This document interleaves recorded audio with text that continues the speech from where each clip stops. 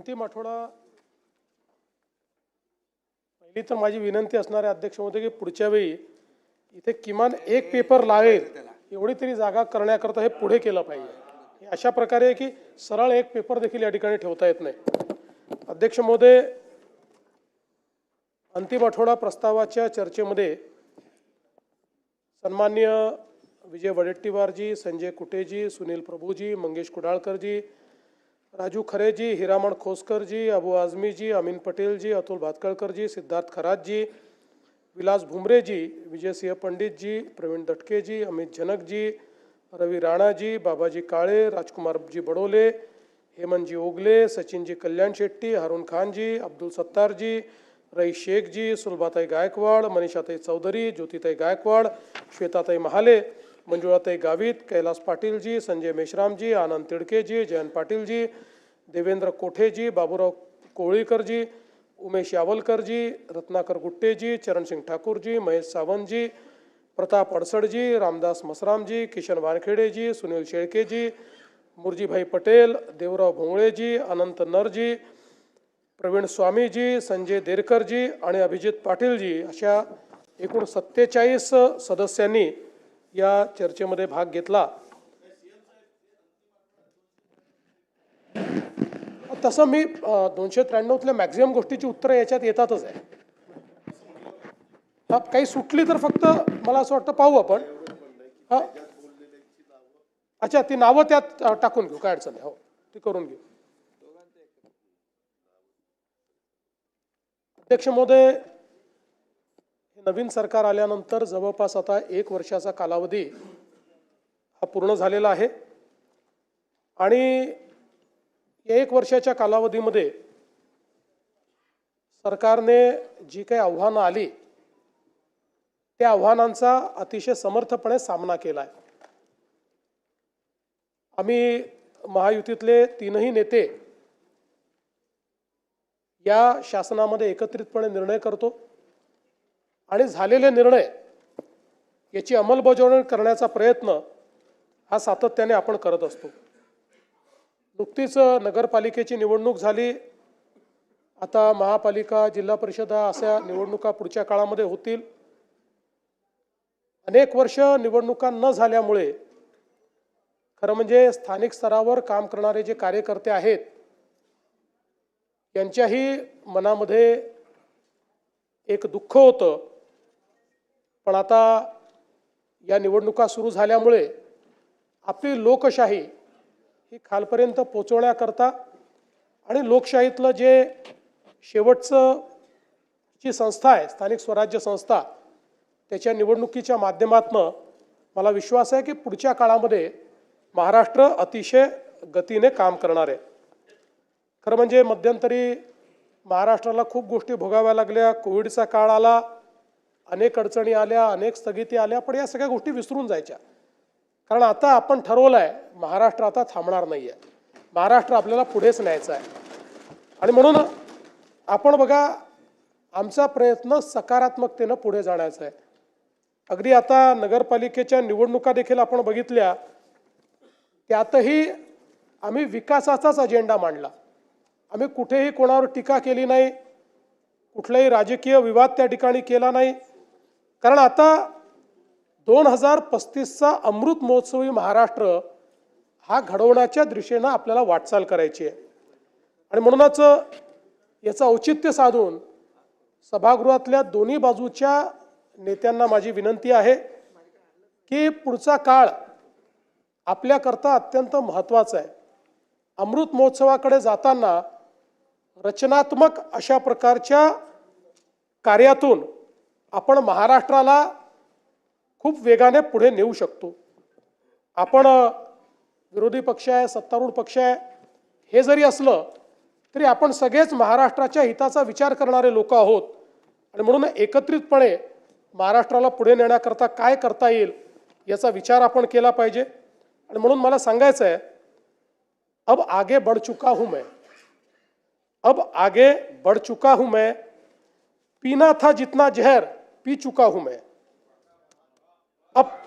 अब पग नहीं रुकने वाले चल चुका हूं मैं, जितना पढ़ना था तुमको पढ़ चुका हूं मैं, अब और आगे बढ़ चुका हूं मैं. आणि म्हणून माझी विनंती आहे,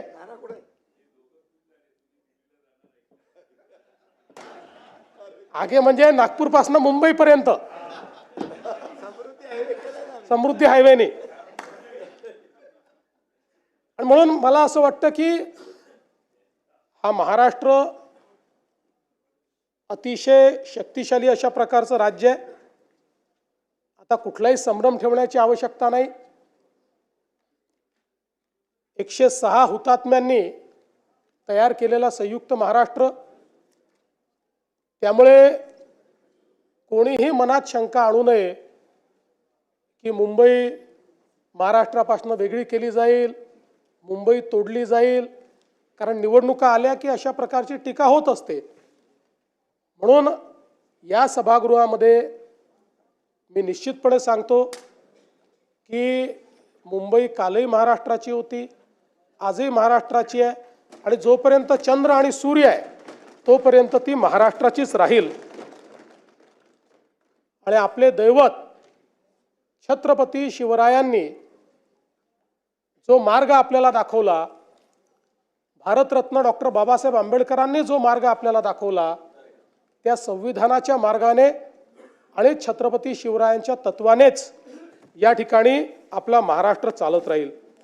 हे सांगत असताना मला एका गोष्टीचा अतिशय आनंद आहे की छत्रपती शिवरायांचं तत्व हे महाराष्ट्राला तर नेहमीच मान्य होतं, पण कदाचित देश पातळीवर अनेक संभ्रम त्या संदर्भात कदाचित होते. आणि म्हणून आपल्याला कल्पना आहे की CBSEच्या पुस्तकांमध्ये यापूर्वी मराठा साम्राज्यावर, हिंदवी स्वराज्यावर, छत्रपती शिवाजी महाराजांवर एक पॅरेग्राफ होता आणि मुघलांचा इतिहास हा 17 पानं होता. पण आता हा इतिहास बदलला आहे आणि आता CBSEने नवीन पुस्तकामध्ये या ठिकाणी छत्रपती शिवरायांचा आणि मराठा साम्राज्याचा 21 पानाचा इतिहास घेतलेला आहे. आपण हे पाहू शकतो,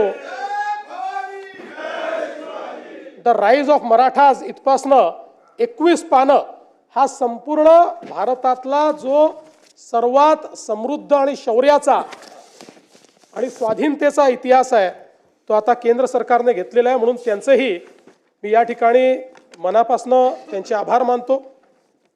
आणि अनेक लोकांनी शंकाही व्यक्त केली होती की आम्ही अनेक योजना सुरू केल्या, लाडकी बहीण योजना असेल, शेतकऱ्यांना मोफत विजेची योजना असेल. लोक म्हणायचे की निवडणुका झाल्या की या योजना बंद होतील. यातली कुठलीच योजना आम्ही बंद केलेली नाही.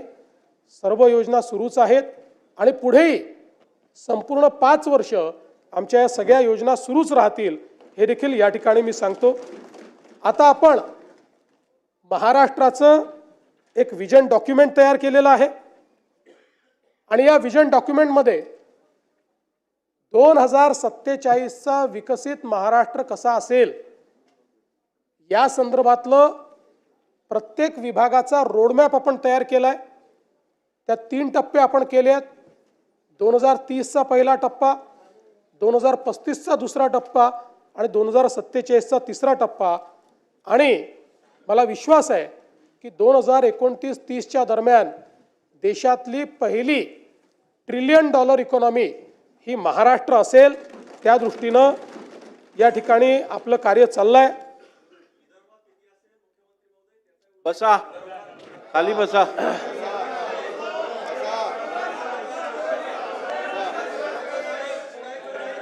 असं आहे, 1 मिनिट, खाली बसा, खाली बसा. हो, असं नाही चालत. सभागृहात असं काम नाही होत. अरे थांबा ना, मी आहे ना, थांबा जरा. अहो खाली बसा, असं काय करताय तुम्ही? तुम्ही पहिल्यांदा निवडून आलेला आहात, त्यामुळे तुम्हाला या सभागृहाची शिस्तही माहिती नाही, या सभागृहाचा डिकोरमही माहिती नाही. त्यामुळे या सभागृहामध्ये ज्यावेळी खाली बसा, या सभागृहात ज्यावेळी मुख्यमंत्री किंवा सभागृहाचे नेते बोलतात तेव्हा एक शिस्त असते. आणि मी जर कंपॅरेटिव्ह सांगायला लागलो ना, मागच्या काळात विदर्भाला काय मिळालं आणि आता काय मिळालं, तोंड दाखवायला जागा राहणार नाही. त्यामुळे प्रत्येक गोष्टीत राजकारण करायचं नाही, लक्षात ठेवा. अध्यक्ष महोदय, आपण जर बघितलं तर सरकारच्या आर्थिक स्थितीच्या संदर्भात देखील अनेक प्रश्न निर्माण करण्यात आले.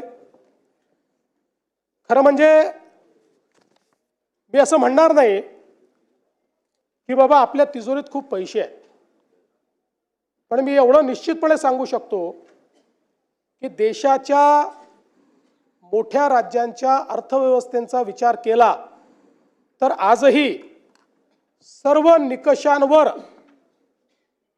पात्र होणारी अर्थव्यवस्था ही महाराष्ट्राची अर्थव्यवस्था आहे. आणि आपण जर बघितलं तर राज्याच्या विकासाकरता कर्ज उभारावंच लागतं.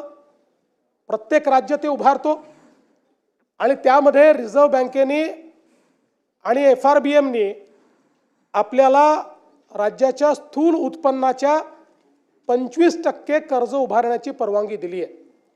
25%च्या वर जर आपण गेलो तर मात्र अर्थव्यवस्था कुठेतरी अडचणीत आली असा त्याचा अर्थ होतो. आपण 2025-26चे जे काही आपले अर्थसंकल्पीय अंदाज आहेत त्याचा आपण विचार केला आणि आत्तापर्यंत घेतलेल्या कर्जाचा विचार केला तर आपण एकूण स्थूल उत्पन्नाच्या 18.87% एवढंच त्या ठिकाणी कर्ज घेतलेलं आहे. 25%च्या मर्यादेपासून आपण पुष्कळ दूर आहोत. आणि एवढंच नाही तर देशामध्ये केवळ 3 राज्य आहेत की ज्या राज्यांचं हे दायित्व 20%च्या कमी आहेत. त्यातले एक गुजरात आहे, दुसरं ओरिसा आहे आणि तिसरं आपलं महाराष्ट्र आहे. हे सांगताना मला अतिशय आनंद होतोय. दुसरं असं आहे की राजकोषीय उत्तरदायित्वाच्या अंतर्गत आपण राजकोषीय तूट फिस्कल डेफिसिट हे 3%च्या आतमध्ये ठेवणं गरजेचं आहे.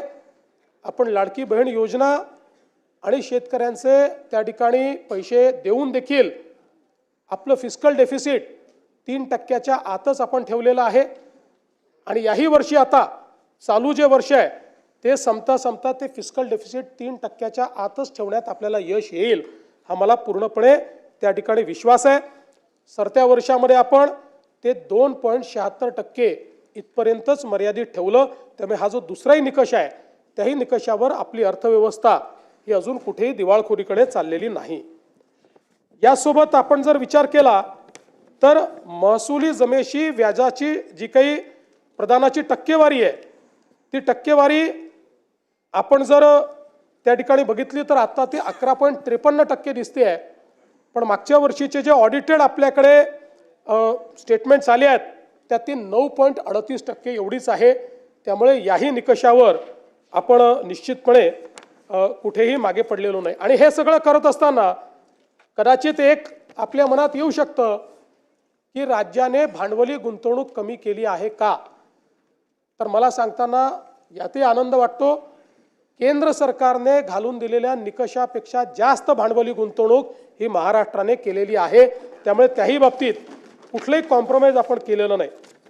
एवढंच नाही तर राजकोषीय उत्तरदायित्व विधेयकाच्या जे काही कलम 9 आहे, नियम 9, त्याचे जे काही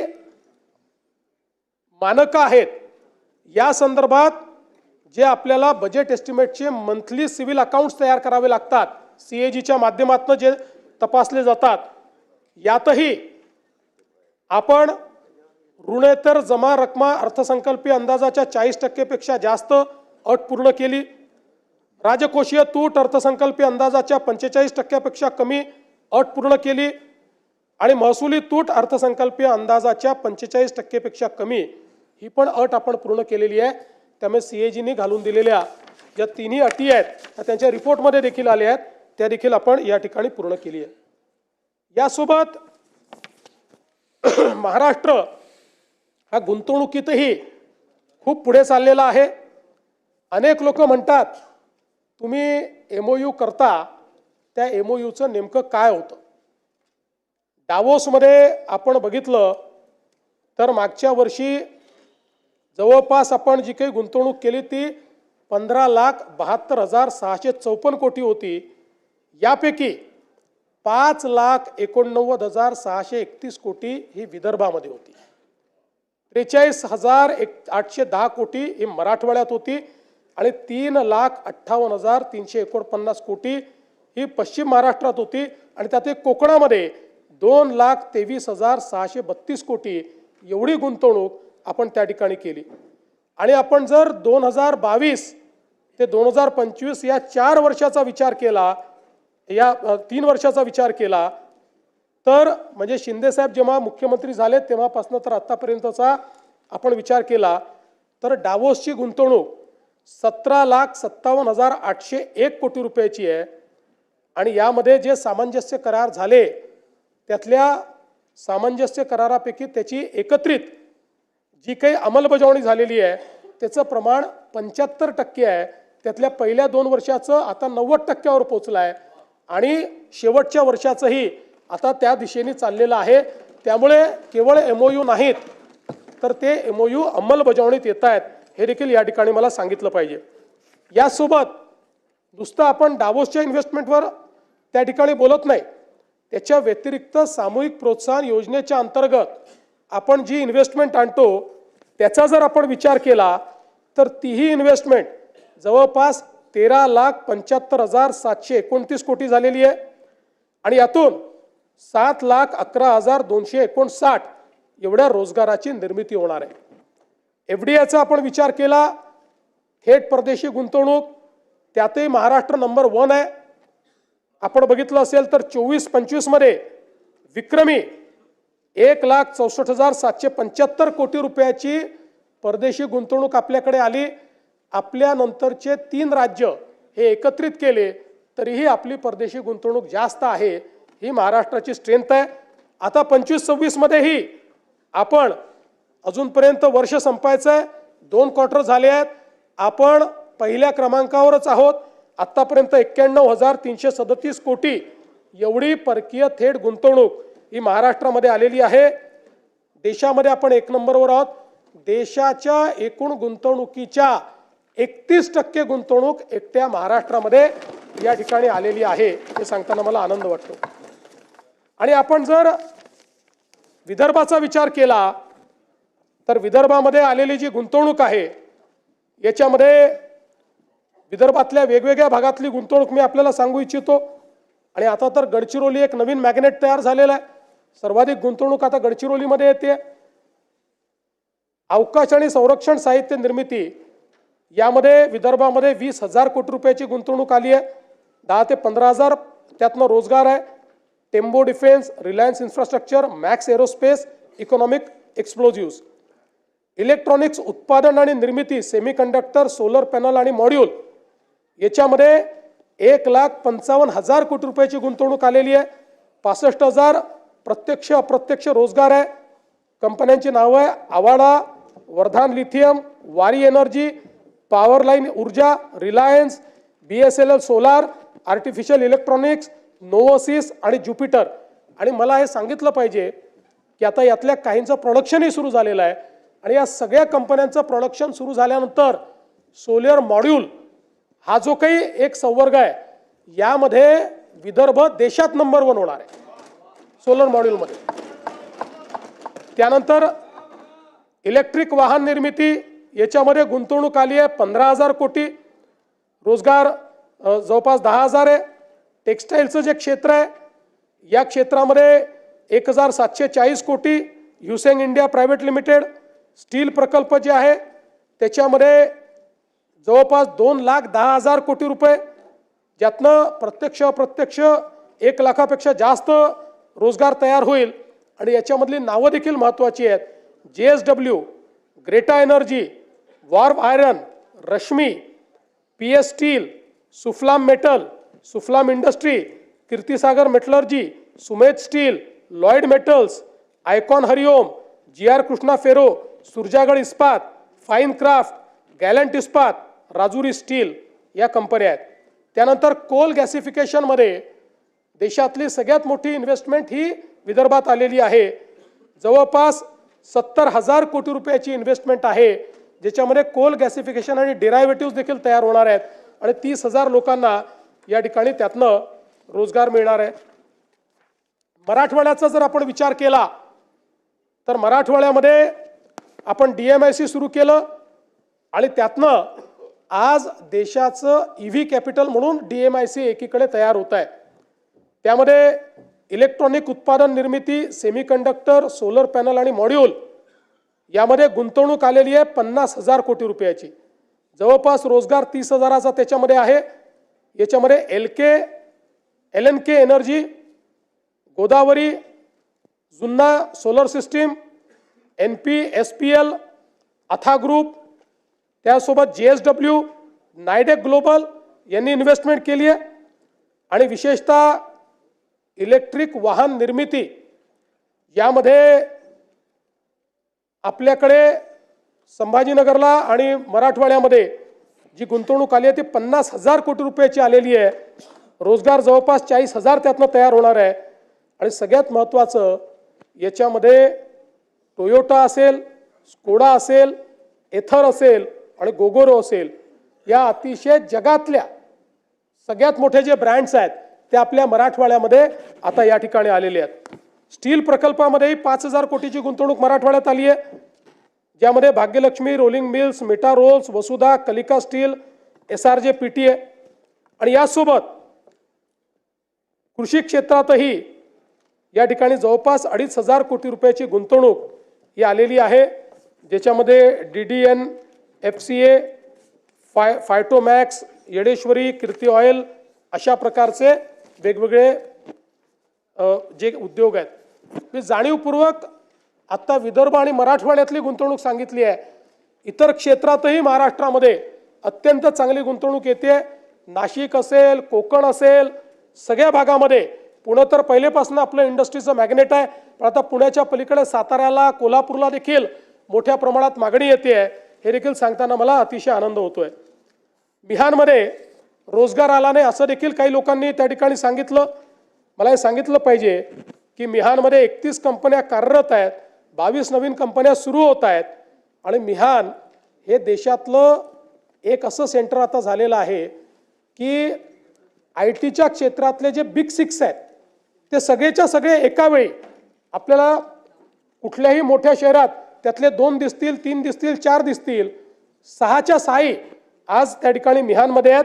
आणि मिहानमध्ये आपल्याला या ठिकाणी अप्रत्यक्ष आणि प्रत्यक्ष जो रोजगार आहे हा आता 1,27,225 लोकांना प्राप्त झालेला आहे. त्यामुळे आणि आता विमानतळाचा विस्तार सुरू झालेला आहे. विमानतळाचा विस्तार पूर्ण झाल्यानंतर या ठिकाणी मोठ्या प्रमाणात जो काही बदल आहे तो होईल. आणि मग रोजगाराचं सांगत असताना हे देखील सांगितलं पाहिजे की महाराष्ट्रामध्ये आमचं महायुतीचं सरकार आल्यानंतर शिंदे साहेबांच्या नेतृत्वात आम्ही महाभरती हा उपक्रम सुरू केला होता. आणि आता या 3 वर्षामध्ये महाराष्ट्रामध्ये 1,20,000 सरकारी नोकऱ्या आपण दिलेल्या आहेत आणि पुढच्या 2 वर्षात तेवढ्याच अजून नोकऱ्या या महाराष्ट्रामध्ये आपण देण्याचा निर्णय केलेला आहे. एक प्रकारे महाराष्ट्राच्या इतिहासातली आतापर्यंतची सगळ्यात मोठी भरती ही या राज्यामध्ये करण्याचं काम आपण केलं आहे. शेतकऱ्यांच्या संदर्भात देखील या ठिकाणी विषय आला की तुम्ही अनाऊन्स केले, पैसे मिळाले नाहीत, पैसे दिले नाहीत. खरं म्हणजे आपल्याला कल्पना आहे की या ठिकाणी आपण 32,000 कोटीचं पॅकेज जे घोषित केलं होतं, या 32,000 कोटीच्या पॅकेजमध्ये त्या ठिकाणी 10,000 कोटी हे इन्फ्रास्ट्रक्चरचे होते, 2,000 कोटी आपण नरेगातनं देणार होतो आणि बाकी सगळी थेट मदत होती. या संदर्भात मला आपल्याला सांगितलं पाहिजे की हे जे पॅकेज आहे याच्यामध्ये 3 हेक्टरची मर्यादा आपण ठेवली होती आणि 3 हेक्टरच्या मर्यादेत NDRFचे पैसे दिल्यानंतर देखील आपण रबीच्या हंगामाकरता 10,000 रुपये अतिरिक्त त्या ठिकाणी हेक्टरी देण्याचा निर्णय केला होता. या संदर्भात पशुपालकांना देखील पशुधन हानीसाठी आपण पैसे द्यायचं कबूल केलं होतं, त्याचे सगळे पैसे आपण दिलेले आहेत. नरेगाच्या अंतर्गत जे आपण म्हटलं होतं त्याची काम चालू आहेत, त्याच्याकरता पूर्ण पैसा आपल्याकडे उपलब्ध आहे. अतिवृष्टीमुळे ज्या बुजलेल्या सिंचन विहिरी होत्या त्याच्या कामाकरता 30,000च्या मर्यादेपर्यंत आपण जे पैसे द्यायचे होते 27,000 विहिरींच्या दुरुस्तीकरता ते 80 कोटी रुपये आपण उपलब्ध करून दिलेले आहेत. सार्वजनिक उपयुक्त सुविधा, विद्युत खांब, रस्ते, इमारती, लघु व मध्यम तलाव आणि दुरुस्ती पुनर्बांधणी या कामांना आपण पैसा उपलब्ध करून दिलेला आहे. आणि त्यातल्या काही कामांना आपण हे सांगितलं आहे की तुम्ही कामांची सुरुवात करा, आम्ही पुढच्या बजेटमध्ये किंवा त्याच्यामध्ये त्याच्याकरता निधी उपलब्ध करून देऊ. त्यामुळे तेही काम आपण झालं आहे. आणि सगळ्यात महत्त्वाचं की जे आपण शेती पिकाच्या नुकसानाकरता, शेतजमिनीच्या नुकसानाकरता जे पैसे दिले होते आणि बी बियाणाकरता जे पैसे दिले होते त्या संदर्भात 2 GR आपण काढले होते. एक पहिला GR आपण काढला होता 10,516 कोटीचा, दुसरा आपण त्या ठिकाणी GR काढला होता 9,611 कोटीचा. यापैकी आता थेट जी मदत आहे ती जवळपास 15,007 कोटी रुपये हे शेतकऱ्यांच्या प्रत्यक्ष खात्यामध्ये गेलेले आहेत. आणि आकड्यामध्ये सांगायचं झालं तर पिकाचे पैसे 92 लाख शेतकऱ्यांच्या खात्यामध्ये गेलेले आहेत. आणि इथे सांगण्यात आलं की 10,000 रुपयाची घोषणा केली पण ते गेले नाहीत. ते 10,000 रुपये 91 लाख शेतकऱ्यांच्या खात्यामध्ये गेलेले आहेत. त्यामुळे या ठिकाणी ही जी काही मदत आपण केली होती त्या मदतीच्या अनुषंगाने निश्चितपणे आपण सगळी कारवाई जी आहे ती पूर्ण केली आहे. यासोबत राज्यामध्ये कापूस खरेदीच्या संदर्भात देखील एक प्रश्न निर्माण झाला होता. विशेषतः यावर्षी CCIने पहिल्यांदाच उत्पादकतेवर आधारित कापूस खरेदी करण्याचा निर्णय घेतला. त्यामुळे काही ठिकाणी सरासरी उत्पादकता ही 12 क्विंटलची आल्यामुळे शेतकऱ्यांचं नुकसान होत होतं. त्या संदर्भात आपण केंद्र सरकारलाही विनंती केली आणि केंद्र सरकारशी आपण त्या ठिकाणी चर्चा करून हा निर्णय केला की उत्पादकता पकडत असताना जी उत्पादकतेतली पहिली 3 जिल्हे आहेत त्या जिल्ह्याची जी सर्वाधिक उत्पादकता आहे त्याला सरासरी उत्पादकता पकडावी आणि त्या संदर्भातला निर्णय राज्य सरकारने घेतला.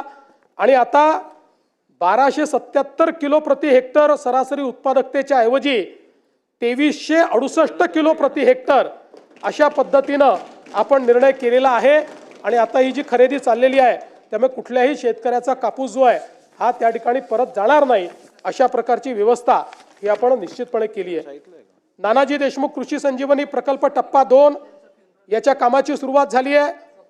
यावर्षी त्याकरता अर्थमंत्र्यांनी 351 कोटी रुपयाची तरतूद आपल्याला दिलेली आहे. आणि त्यातनं मोठ्या प्रमाणात विदर्भ आणि मराठवाडा या 2 विभागातल्या शेतकऱ्यांकरता ही कृषी संजीवनीची योजना एक प्रकारे गेम चेंजिंग योजनेच्या पहिल्या टप्प्यातली गावं ही आपल्याला तिथे झालेलं ट्रान्सफॉर्मेशन पाहायला मिळत आहे. आणि म्हणून आता हा दुसरा टप्पा चालू झालेला आहे. आणि यातनं 3,000 गावांमध्ये शेतीशाळा घेऊन जवळपास 1300 गावात महिला शेतीशाळा घेण्यात आली. आणि जवळपास 1,44,000 जे वैयक्तिक शेतकऱ्यांनी अर्ज वेगवेगळ्या योजनांकरता दिले होते त्यालाही पूर्णपणे मान्यता ही देण्यात आलेली आहे.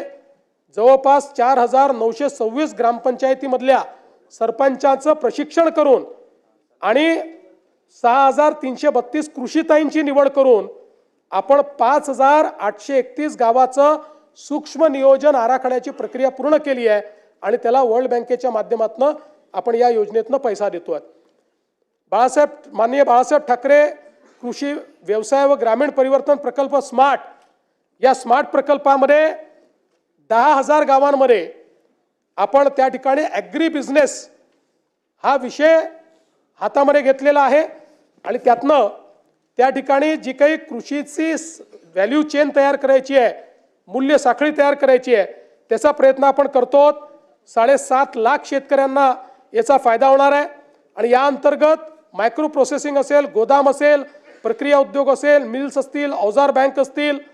आणि मला सांगताना आनंद वाटतो की एकीकडे हा प्रकल्प आहे जागतिक बँकेचा आणि दुसरीकडे मॅग्नेट प्रकल्प आहे की ज्याच्यामध्ये आपण ॲग्री बिझनेसचा दुसरा प्रकल्प आहे ज्यात FPOला आपण ट्रेनिंग देतोय. याचा परिणाम असा आहे की मध्यंतरीच्या काळात आम्ही काही FPOंची इंटरॅक्शन केलं, त्यातल्या एका FPOने आता जवळपास 100 कोटीची उलाढाल ही त्या ठिकाणी पूर्ण केलेली आहे. आणि म्हणून मायक्रो प्रोसेसिंगमध्ये आता मोठ्या प्रमाणात हे कार्य देखील आपल्या राज्यात चाललेलं आहे.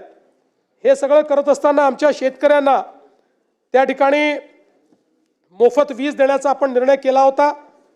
मला सांगताना आनंद वाटतो की आपण राज्याच्या या योजनेकरता 26,681 कोटी रुपये हे खर्च करतो आहोत आणि शेतकऱ्यांना मोफत वीज देतो आहोत. म्हणजे जे 26,000 कोटी रुपये हे कदाचित त्यातले सगळे नाही पण पोर्शन हा शेतकऱ्यांकडनं आपण घेतला असता, आज त्यांना मोफत वीज मिळते आहे आणि त्याकरता राज्य सरकारने पुढाकार घेतला आहे. यासोबत आपल्याला कल्पना आहे की देशातला नव्हे तर एशियातला सगळ्यात मोठा डिस्ट्रीब्युटेड अशा प्रकारचा सौर वीज पुरवठ्याचा कार्यक्रम आपण हातामध्ये घेतला. 16,000 मेगावॅट आपण ऊर्जा निर्मिती करतोय. महाराष्ट्र पहिलं राज्य आहे. शेतकऱ्यांकरता वेगळी त्या ठिकाणी वीज पुरवठा कंपनी आपण तयार केलेली आहे. या कंपनीच्या अंतर्गत 16,000 मेगावॅट सौर ऊर्जा आपण निर्मित करतो आणि मला सांगताना आनंद वाटतो की याच्यामध्ये आत्तापर्यंत जवळपास 3,000 मेगावॅट तर पूर्ण झालेली आहे आणि वेगवेगळ्या स्टेजला असलेल्या ज्या काही आपल्या योजना आहेत त्याचा विचार केला तर यामध्ये या 16,000 मेगावॅटपैकी किमान 12 ते 13,000 मेगावॅट वीज ही आपण 2026च्या डिसेंबरपर्यंत त्या ठिकाणी तयार करू शकू.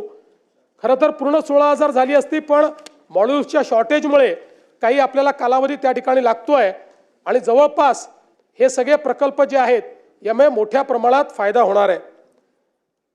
खरं तर यासोबत आपण जर बघितलं तर यातनं फायदा काय आहे? यातनं शेतकऱ्याला दिवसा वीज मिळणार आहे.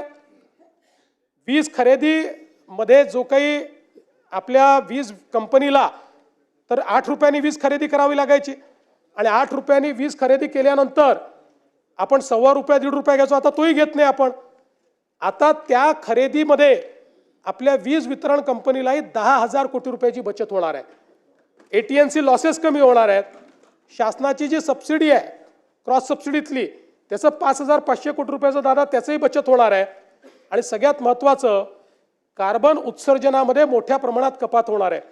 मी सहज एक थंब रूल पाहत होतो की 16,000 मेगावॅट कोळशाची जी ऊर्जा आहे या ऊर्जेनं जेवढं CO2 एमिशन होतं ते एमिशन जर आपल्याला मिटिगेट करायचं असेल तर किती झाडं लागतील? ते जर आपल्याला करायचं असेल 250 कोटी झाडं लावावी लागतील. आता या सौर ऊर्जेच्या कार्यक्रमामुळे 16,000 मेगावॅट जर आपण वीज तयार केली तर 250 कोटी झाडांचं मिटिगेशन हे आपण या योजनेच्या माध्यमातून करतोय. म्हणजे वेगळ्या पद्धतीनं 250 कोटी झाडं लावले असं आपण त्या ठिकाणी क्लेम करू शकतो. हा तर तिथं लावणारच आहोत. तर या दृष्टीने ही एक अत्यंत महत्त्वाची अशा प्रकारची योजना आहे आणि मला हेही सांगितलं पाहिजे की आज आपण ऊर्जा क्षेत्रामध्ये खूप वेगवेगळ्या प्रकारचे जे काही प्रयोग केले त्यामुळे गेल्या 2 वर्षामध्ये ऊर्जा क्षेत्रातले 21 पुरस्कार हे महाराष्ट्राला मिळालेले आहेत आणि सगळे प्रेस्टिजियस पुरस्कार आहेत. त्याची यादी माझ्याकडे आहे. सगळे इंटरनॅशनल आणि नॅशनल पातळीचे 21 पुरस्कार आपल्याला मिळालेले आहेत. मला सांगताना आनंद वाटतो की स्वातंत्र्यापासून तर 2022 पर्यंत 75 वर्षामध्ये आपली कॉन्ट्रॅक्च्युअल कॅपॅसिटी ही 37,000 मेगावॅटची होती आणि गेल्या 2 वर्षामध्ये आपण ॲडिशनल कॉन्ट्रॅक्च्युअल कॅपॅसिटी तयार केली आहे 45,000 मेगावॅटची. त्यामुळे 2030 मध्ये कारण आपल्याला $1 ट्रिलियन इकॉनॉमी तयार करायची असेल वीज सगळ्यात महत्त्वाची आहे. आत्ता 2030 साली आपल्याकडे जी क्षमता असेल कॉन्ट्रॅक्च्युअल स्थापित क्षमता जास्त असेल आपल्याला आपण जी आपण विकत घेणार आहोत महाजेनकोकडनं असेल किंवा इतरकडनं असेल ती असणार आहे 82,000 मेगावॅट आणि या 82,000 मेगावॅटमध्ये 36,000 मेगावॅट ही हरित ऊर्जा असणार आहे. म्हणजे आपण 52% 2030 साली आपलं जे काही ऊर्जा आपली असेल ही त्या ठिकाणी हरित ऊर्जा असेल आणि हे सगळं करत असताना कॉन्ट्रॅक्च्युअल कॅपॅसिटीमध्ये सगळ्यात कमी दर देशामध्ये हा महाराष्ट्राला मिळाला आहे. कृषी सौर ऊर्जीकरण ₹3.07, युटिलिटी स्तराचे मोठे सौर प्रकल्प ₹2.70, सौर आणि पवन hybrid ₹3.60, pump storage ₹3.20, battery storage ₹2.19 आणि 1500 मेगावॅट प्रति तास राऊंड द क्लॉक ही मिक्स जी काही ऊर्जा असते ती ₹4.60. म्हणजे आपण जर विचार केला तर आज आपल्याला अगदी आपण आपली महाजेनकोची जी ऊर्जा घेतो ती कुठे ₹6 पडते, कुठे ₹7 पडते, पण आता आपली ॲव्हरेज कॉस्ट जी आहे ही ₹3च्या दरम्यान या सगळ्या नवीन याच्यात आलेली आहे. आणि आपण जर बघितलं तर विशेषतः शेतकऱ्यांना आपण कृषी पंप सौर ऊर्जेवर देणं सुरू केलं आणि इतका प्रचंड प्रतिसाद हा शेतकऱ्यांनी या योजनेला दिला आहे. कदाचित राज्याच्या लोकप्रिय योजनांमध्ये आपल्याला लाडक्या बहिणीनंतर याच योजनेचा नंबर लागेल, इतक्या मोठ्या प्रमाणात शेतकरी हा ॲक्सेप्ट करतायत. आणि याच्यामध्ये देशामध्ये PM कुसुम योजनेच्या अंतर्गत आपण मागेल त्याला सौर पंप ही स्कीम चालू केली होती. PM कुसुमच्या अंतर्गत देशामध्ये 11,90,000 पंप स्थापित झाले आहेत. या 11,90,000 पैकी एकट्या महाराष्ट्रामध्ये 7,38,000 पंप आपण स्थापित केले आहेत. हो हो.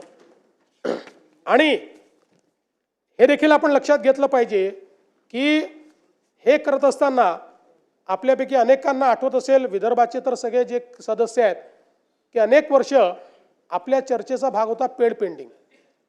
4 वर्षाचे पेड पेंडिंग आहेत, 4 वर्षाचे आहेत, 5 वर्षाचे आहेत. आपण वर्षाला सगळ्या महाराष्ट्रात नेऊन 70-80 हजार पंप लावायचं. आत्ता आपल्या महावितरणने नवीन रेकॉर्ड केला. गिनीज बुक ऑफ वर्ल्ड रेकॉर्डने आपल्याला जगातलं हायेस्टचं सर्टिफिकेट दिलं. एका महिन्यात 45,911 पंप आपण लावले एका महिन्यामध्ये. आणि मोठ्या प्रमाणात यातनं शेतकरी खुश आहेत. मी स्वतः शेतकऱ्यांशी इंटरॅक्शन केलं, आपणही करू शकता. आणि अनेक जे संभ्रम होते ते संभ्रम तुटून पडत आहेत की मग पाणी येईल का. आता दिवसा पाणी येत असल्यामुळे शेतकऱ्यांना त्याचा फायदा आहे. आणि एवढंच नाही तर त्याच्यामध्ये आता नवीन आपण काही इनोव्हेशन्स केले. काही कोल्हापूर जिल्ह्यातनं आमच्याकडे मागणी यायची, आमच्या सुधीर भाऊंची सारखी मागणी असायची की आमच्याकडे नदीतनं डायरेक्ट पाणी घ्यावं लागतं. आता सुधीर भाऊंच्याच ठिकाणी आम्ही एक नवीन प्रयोग केला आणि याच्यामध्ये फक्त एक बूस्टर पंप लावला. अतिशय चांगल्या पद्धतीनं पाणी आलं आणि तिथल्या शेतकऱ्यांनी मला आणि सुधीर भाऊंना धन्यवाद देण्याचा व्हिडिओ देखील त्या ठिकाणी पोस्ट केलाय.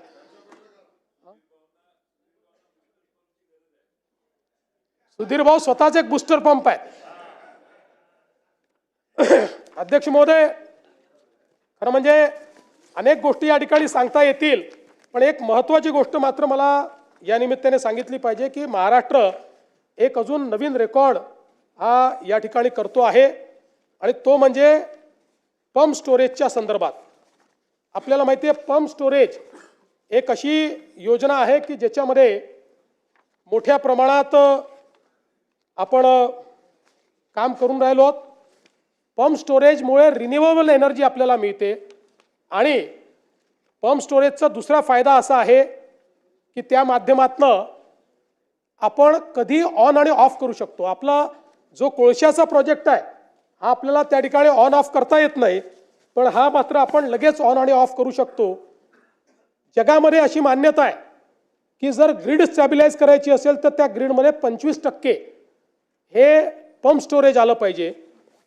आपल्या असं लक्षात आलं की महाराष्ट्र हा वेस्टर्न घाटमुळे एक असं राज्य आहे की ज्या ठिकाणी पंप स्टोरेजची खूप मोठी क्षमता आहे आणि त्यासोबत देशातले सर्वात जास्त मोठे प्रकल्प डॅम्स हे महाराष्ट्रात आहे.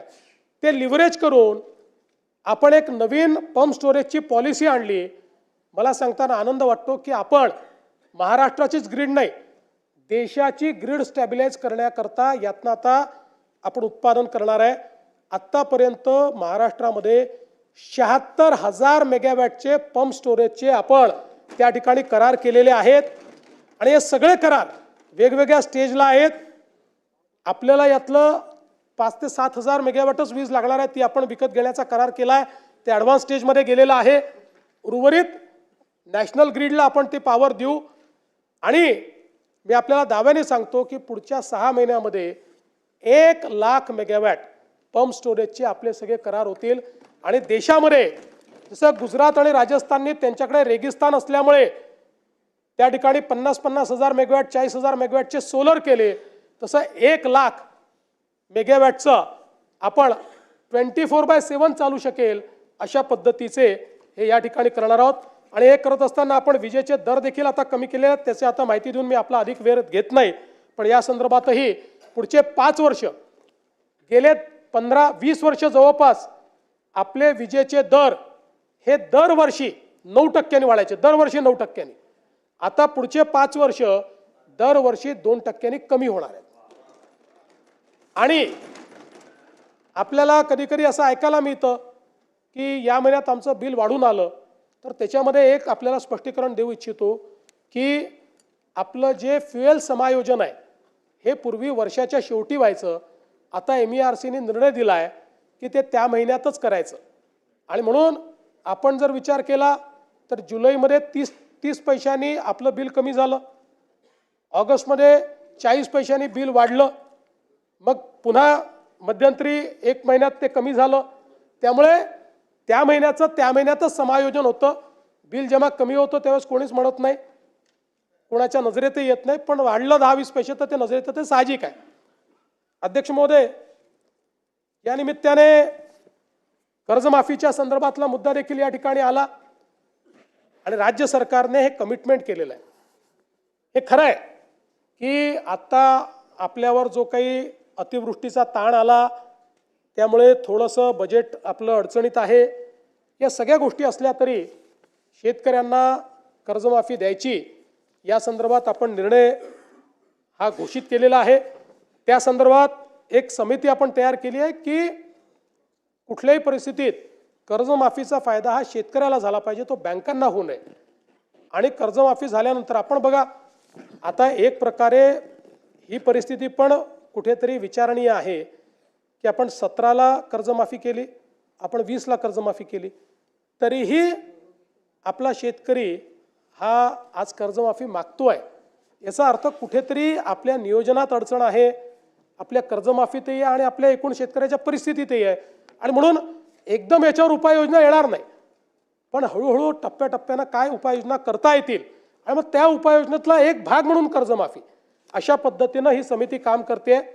आणि आपण ज्याप्रमाणे घोषित केलं आहे की 1 जुलैपर्यंत आपण ही जी काही कर्जमाफीची आपली योजना काय असेल या योजनेच्या संदर्भातले सगळी घोषणा आपण त्या ठिकाणी करू, हे देखील या निमित्ताने या सभागृहाला मी सांगू इच्छितो. राज्यातल्या सिंचनाच्या संदर्भात देखील मला सांगितलं पाहिजे. विशेषतः सिंचनाच्या अनुशेषाच्या संदर्भात आपण वर्षानुवर्ष चर्चा करतोय. साधारणपणे ज्यावेळेस इंडिकेटर बॅकलॉग समितीने विदर्भ आणि मराठवाड्याचा सिंचनाचा अनुशेष काढला होता त्यावेळी तो 13,83,000 हेक्टरचा होता. 13,83,000 हेक्टरचा. आता या 13,83,000 हेक्टरपैकी 13,34,000 हेक्टरचा अनुशेष संपवलेला आहे. आता फक्त 50,000 एकराचा, 49,000 एकराचा राहिलेला आहे, 49,000. आणि तो कुठे राहिला आहे? साधारण आपण जर विचार केला तर तो 3च जिल्ह्यांमध्ये राहिलेला आहे, अकोला, बुलढाणा आणि हिंगोली. कारण हिंगोली हा वेगळा जिल्हा, म्हणजे त्याचं अनुशेष वेगळ्याने आपण 3 वर्षापूर्वी कॅल्क्युलेट करा, 2019 साली कॅल्क्युलेट केला.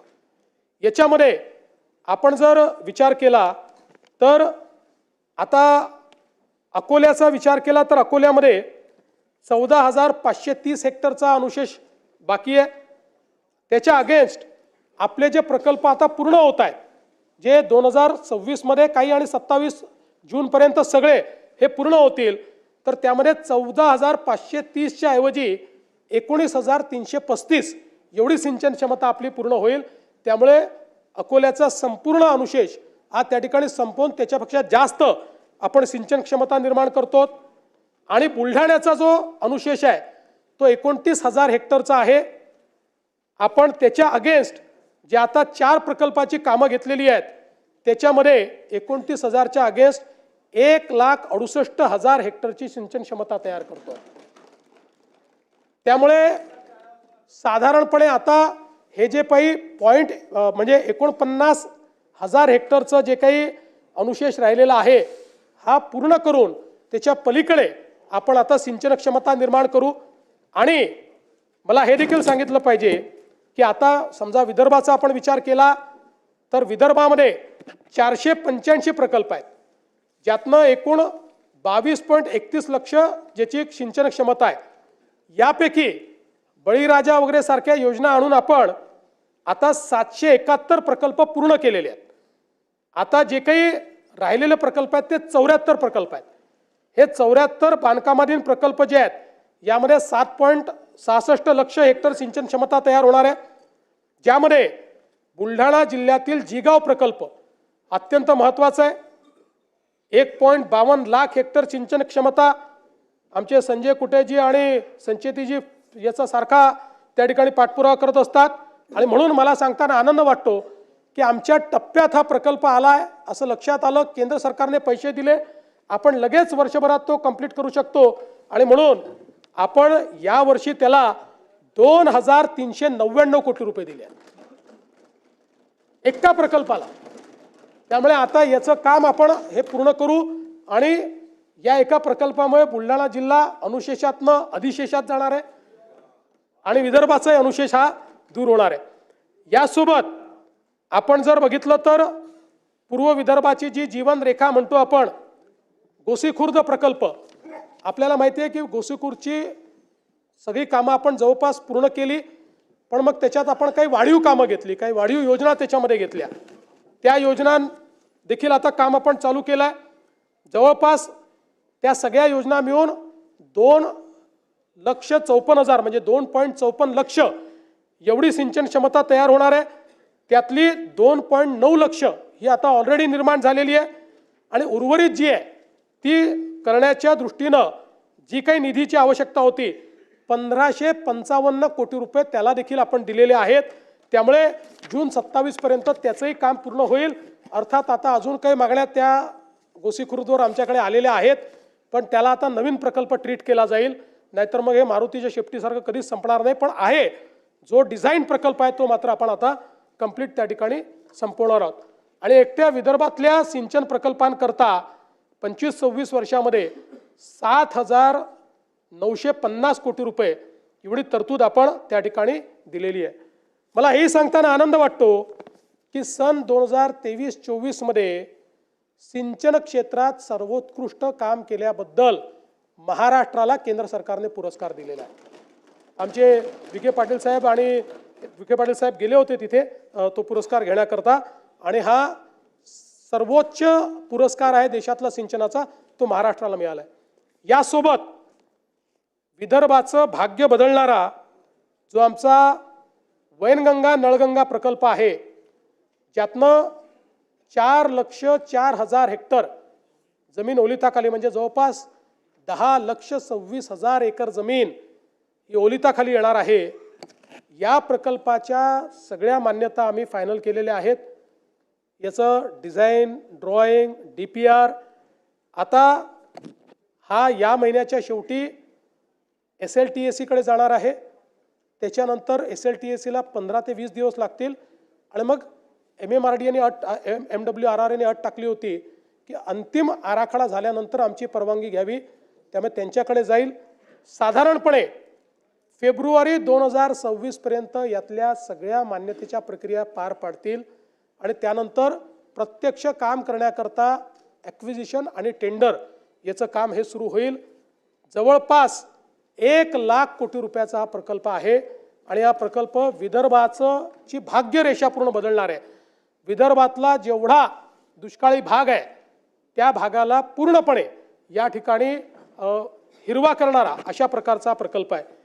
यासोबत आपल्याला कल्पना आहे की आपण त्या ठिकाणी कोकणातनं गोदावरीच्या खोऱ्यामध्ये 55 TMC पाणी आणायचं आहे. त्या संदर्भात मराठवाड्यामध्ये पाणी वळवण्याच्या संदर्भात सविस्तर प्रकल्प अहवालाचं काम अंतिम टप्प्यात आहे आणि मार्च 26 पर्यंत ते काम पूर्ण होऊन त्यालाही MWRRA ची मान्यता आम्ही घेऊ आणि त्याच्यानंतर त्याचंही काम पूर्ण करू. त्यातनं आपला मराठवाडा जो आहे तो त्या ठिकाणी दुष्काळमुक्त होणार आहे. आणि यासोबत मला हे देखील सांगितलं पाहिजे, दमणगंगा एकदरे गोदावरी, दमणगंगा वैतरणा गोदावरी, नारपार गिरणा हे जे प्रकल्प आहेत या सगळ्या प्रकल्पांना आपण त्या ठिकाणी मान्यता देऊन काहींचे टेंडर निघालेले आहेत, काही टेंडर स्टेजवर आहेत आणि त्यातनंही मोठ्या प्रमाणात या ठिकाणी 2.41 लाख हेक्टर इतकी जमीन ओलिताखाली येणार आहे. यासोबत आपण वर्ल्ड बँकेच्या माध्यमातून फ्लड डायव्हर्जनचा प्रकल्प तयार केलेला आहे. तोही आता अंतिम टप्प्यामध्ये आहे. त्यातला पहिला जो पोर्शन आहे त्याचं टेंडरही निघालं आहे. दुसऱ्या पोर्शनचं अजून फायनल डिझाईन तयार होत आहे, ज्यामध्ये जवळपास कोल्हापूर आणि सांगली इथलं जे फ्लडचं पाणी आहे हे फ्लडचं पाणी आपण डायव्हर्ट करणार आहोत. आणि आपल्याला ऐकून आश्चर्य वाटेल, वर्ल्ड बँकेच्या सिम्युलेशन स्टडीमध्ये असं लक्षात आलं, दरवर्षी फ्लडचं वाहून जाणारं पाणी हे 100 TMC आहे. 100 TMC पाणी वाहून जातं. त्यातलं 30-35 TMC आपण त्यातला डायव्हर्ट करू शकतो. ते डायव्हर्ट करून उजनीपर्यंत आणायचं. पश्चिम महाराष्ट्रातले जे काही दुष्काळी तालुके आहेत आणि उजनीतनं पुन्हा मराठवाड्यातले लगतचे जे तालुके आणि जिल्हे आहेत त्याच्यामध्ये पाणी न्यायचं. अशा प्रकारचा हा फ्लड डायव्हर्जनचा प्रोजेक्ट आहे. वर्ल्ड बँकेने याला सगळ्या प्रकारची मान्यता दिली आहे. त्याला निधी देखील वर्ल्ड बँक देतोय. आणि यामुळे मला असं वाटतं की पुढच्या काळामध्ये हे सगळे प्रकल्प, आणि मी असं म्हणत नाही, हे जनरेशनल प्रकल्प आहेत. यातल्या काही प्रकल्पांना 7 वर्ष लागतील, काहींना 8 वर्ष लागतील. पण हे प्रकल्प झाल्यानंतर दुष्काळ हा महाराष्ट्रामध्ये भूतकाळ होईल आणि विदर्भ मराठवाड्यातला दुष्काळ हा नेहमीकरता संपुष्टात येईल. अशा प्रकारचं एक ट्रान्सफॉर्मेशनल काम हे आपण या ठिकाणी केलेलं आहे. खरं म्हणजे आपण जर बघितलं तर विशेषतः हे सरकार जे आहे हे, आणि 2014 पासूनच आपण एक नेहमी प्रयत्न केला की कुठल्याही परिस्थितीमध्ये निधी वाटपामध्ये असमतोल येऊ नये, विदर्भ मराठवाड्यावर अन्याय होऊ नये. राज्यपालांचे पूर्वी निर्देश असायचे, आता ते निर्देश नाही. सुधीर भाऊंनी सांगितलं आहे की आपले वैधानिक विकास मंडळं पुन्हा जिवंत करा. आपला प्रस्ताव केंद्रात गेला आहे, आम्ही पाठपुरावा करतोय, ते जिवंत करू. पण सुधीर भाऊ, ते मंडळं नाही म्हणून तुम्हीही अर्थमंत्री होतात, तुम्ही कधी अन्याय होऊ दिला नाही, दादांनी अन्याय होऊ दिला नाही. त्या सूत्राप्रमाणे जे पैसे मिळाले पाहिजे त्याच्यापेक्षा तसूभर जास्तच पैसे हे विदर्भ मराठवाड्याला आपण दिले. आपण जर बघितलं तर विदर्भाला 23% पैसे देणं गरजेचं होतं, त्याऐवजी आपण विदर्भाला 25.85% दिलेले आहेत. मराठवाड्याला 18% देणं गरजेचं होतं, त्याऐवजी आपण 19% पैसे मराठवाड्याला दिलेले आहेत. त्यामुळे कुठेही अन्याय हा विदर्भ मराठवाड्यावर या सरकारमध्ये होणार नाही, हे देखील या निमित्ताने मला आपल्या लक्षात आणून द्यायचं आहे. ग्रामीण रस्त्यांच्या दर्जोन्नतीच्या संदर्भातले काही विषय आहेत. यामध्ये 6 जानेवारी 22 रोजीच्या शासन निर्णयान्वये 10,000 किलोमीटरचे उद्दिष्ट आपण दिले होते. त्यापैकी 9,992 किलोमीटरच्या कामांना ऑलरेडी मान्यता आपण दिलेली आहे. आणि आता त्याचा दुसरा टप्पा, यामध्ये 7,000 किलोमीटरचे अजून रस्ते आपण घेतलेले आहेत, ज्यामध्ये 6,948, म्हणजे एकूण जर आपण विचार केला तर जवळपास 16,000 किलोमीटरच्या ग्रामीण रस्त्यांना आता मान्यता दिली आहे. त्याला निधी आपण उपलब्ध करून देतो आहोत. आणि या रस्त्यांना आपण हे रस्ते केल्यामुळे मोठ्या प्रमाणात ग्रामीण रस्त्यांचा जो प्रश्न आहे तो प्रश्न या ठिकाणी आपण सोडवणार आहोत. सगळ्या याच्यामध्ये थिमॅटिकली केलं आपण. भास्करराव, मी गोष्ट सांगतो, मी सातत्याने आमच्या सहकाऱ्यांना हे लक्षात आणून दिलं की आपण बीट अँड पीसेसमध्ये काम करू नये. आपण स्कीमॅटिक प्लॅन तयार करावा आणि प्लॅनप्रमाणे करावं. आपण बघा, मुख्यमंत्री योजना आपण जेव्हा सुरू केली त्यावेळेस प्लॅनप्रमाणे आपण केलं. आताही ग्रामीण रस्ते असतील, हॅमचे रस्ते असतील, आपण एक अमृतकाल रस्ते योजना तयार केली आहे. आणि त्या रस्ते योजनेमध्ये आपण आत्ता कुठले आवश्यक आहे, नंतर कुठले आहेत, असं आपण त्याच्यामध्ये मतदारसंघांचा विचार नाही केला. आपण रस्त्याचा दर्जा, त्याच्यावरचा ट्रॅफिक, मुख्य केंद्र कुठले आहेत याचा विचार करून योजना तयार केली आणि त्या योजनेला आपण फायनान्स करतो. अध्यक्ष महोदय, यासोबत आपल्याला कल्पना आहे की आता आपण मागच्या काळामध्ये समृद्धीचं एक्सटेन्शन हे घोषित केलं होतं. या समृद्धीच्या एक्सटेन्शनमध्ये आता नागपूर गोंदिया द्रुतगती महामार्ग 162 किलोमीटर लांबीचा हा महामार्ग आहे. 18,539 कोटी रुपयाचा हा मार्ग आहे. आता जवळपास याचं लँड ॲक्विजिशन अंतिम टप्प्यामध्ये आलेलं आहे आणि त्यामुळे पुढच्या काळामध्ये अगदी तास सव्वा तासामध्ये आपल्याला गोंदियाला पोचता येईल. नाना भाऊंकडे आम्हाला लवकर पोचता यावं या दृष्टीने आपला 2 बायपास देऊ, बिलकुल 2 देऊ. हा एक जयंत पाटील साहेब म्हणतात एकाने नानाभाऊ जातील, एकाने प्रफुल्ल पटेल जातील. त्यानंतर भंडारा गडचिरोली हा द्रुतगती महामार्ग 94 किलोमीटरचा आहे. त्याला 12,903 कोटी रुपये आपण देतो आहोत. याचंही भूसंपादनाचं काम हे प्रगतीपथावर आहे. आणि त्यासोबत नागपूर चंद्रपूर द्रुतगती महामार्ग जो आमच्या सुधीर भाऊंची नेहमी त्या ठिकाणी एक आग्रह असायचा, तर त्याही संदर्भात आपण जवळपास 19,536 कोटी रुपयाचं हे भूसंपादन या ठिकाणी प्रगतीपथावर आहे. यासोबत गडचिरोलीमध्ये मोठ्या प्रमाणात आज मायनिंगचं काम चालू झालेलं आहे. तिथल्या रस्त्यांना मायनिंगचं जे काही वजन आहे ते पेलवलं पाहिजे आणि म्हणून त्या ठिकाणी देखील आपण एक मोठा कॉरिडॉर हा तयार करतो, ज्यामध्ये मोर, कोनसरी, मुळचेरा, हेद्री सुरजागड असा आपण हा रस्ता करतो. जवळपास या रस्त्यामुळे चंद्रपूर आणि गडचिरोली जिल्ह्याला मोठ्या प्रमाणात त्याचा फायदा होणार आहे. 2,492 कोटी रुपये त्याच्यावर आपण खर्च करणार आहोत. या व्यतिरिक्त 500 कोटी रुपये अजून वेगळ्या रस्त्यांना देखील गडचिरोलीमध्ये आपण त्या ठिकाणी दिले आहेत. नवेगाव, मोर, कोनसरी, मुलचेरा, हेड्री, सुरजागड या सगळ्या भागातल्या आवाजावन जी आहे त्याला देखील याचा मोठा फायदा होणार आहे. आणि या संदर्भात आता बाकी मान्यता प्राप्त आहे आणि वन जमिनीची देखील पहिली मान्यता आपल्याकडे आलेली आहे. बाकी प्रक्रिया आता त्याची जी आहे ती प्रक्रिया चाललेली आहे.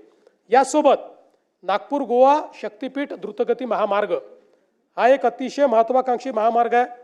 याचं नाव जरी नागपूर गोवा असलं तरी देखील याचा सर्वाधिक फायदा हा मराठवाड्याला होणार आहे.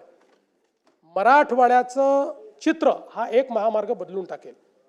आणि या संदर्भात मागच्या काळामध्ये काही आक्षेपही होते लोकांचे. विशेषतः एक आक्षेप होता जो खरा होता की आपण जी अलाइनमेंट फायनल केली होती ती लोकांनी आपल्या लक्षात आणून दिली की सोलापूरपासनं आपली अलाइनमेंट ही जो राष्ट्रीय महामार्ग आहे त्याला पॅरलल जात होती. आणि त्याच्यामुळे ग्रीनफील्ड महामार्ग का बनवतो, नवीन एरिया ओपन अप होतात. ग्रीनफील्ड महामार्गामुळे अनकनेक्टेड लोक त्याच्याशी कनेक्ट होतात आणि तिथे विकास जातो. आणि म्हणून आमचे जयकुमार गोरेजी, अभिजितजी या सगळ्यांची आम्ही चर्चा केली आणि याची सोलापूरपासनं एक वेगळी नवीन अलाइनमेंट आम्ही तयार केली आहे, जी चंदगडपासनं पुढे मग म्हणजे सोलापूरपासनं जाते, मग सांगलीतनं जाते.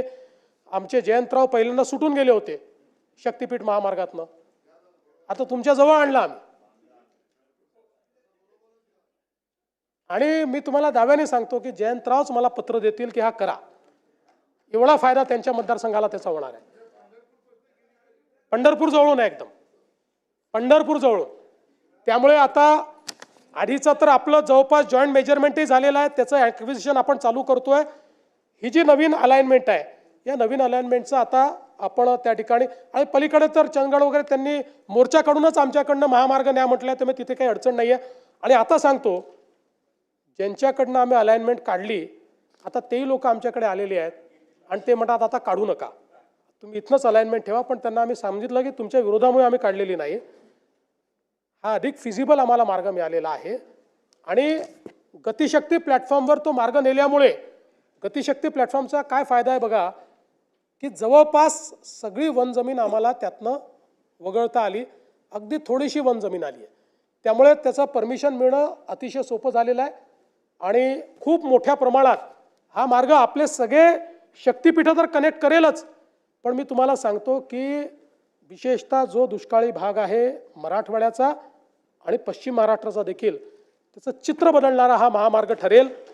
याचं काम हे या 2026 मध्येच सुरू झालं पाहिजे अशा पद्धतीनं आम्ही हा प्रयत्न करतो. आपण बघा या एका महामार्गामुळे आपला जो 18 तासाचा प्रवास आहे तो 8 तासावर येणार आहे. इतक्या मोठ्या प्रमाणात ही कनेक्टिव्हिटी. आणि सगळ्यात महत्त्वाचं काय, आपला लूप तयार होतोय. समृद्धी महामार्ग, नांदेड जालना मार्ग, हा महामार्ग याच्यामुळे महाराष्ट्रातल्या कुठल्याही जिल्ह्याला इंडस्ट्रीचा ॲडव्हान्टेज मिळणार आहे. आत्तापर्यंत इंडस्ट्री ही जिथनं पोर्ट कनेक्टिव्हिटी आहे किंवा लॉजिस्टिक कनेक्टिव्हिटी आहे तिथेच जात होती. यातनं पोर्ट कनेक्टिव्हिटी आणि लॉजिस्टिक्स कनेक्टिव्हिटी ही जवळपास महाराष्ट्रातल्या हे 2-3 आपले हे झाल्यानंतर जवळपास 32 जिल्ह्यांना ही कनेक्टिव्हिटी मिळणार आहे आणि म्हणून एक प्रकारे महाराष्ट्रातला गेम चेंजर अशा पद्धतीनं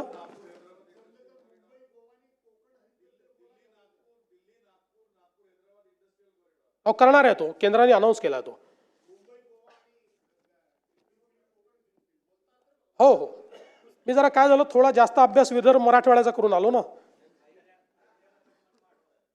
त्यानंतर एक अजून महत्त्वाचा मार्ग या ठिकाणी मुंबई कल्याण लातूर महाराष्ट्र हद्द हैदराबाद अशा प्रकारचा एक जनकल्याण द्रुतगती महामार्ग आपण तयार करतोय.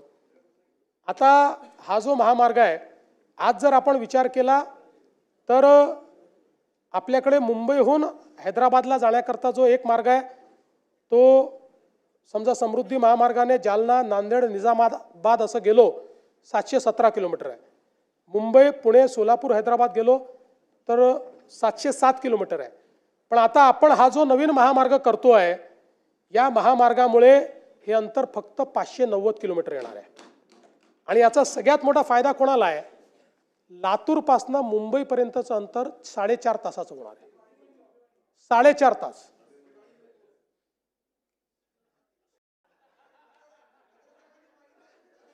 हो, तुम्ही मागितला म्हणून तर मी दिलाय. माझीही सही करू शकतो ना. हे दिलेलं आहे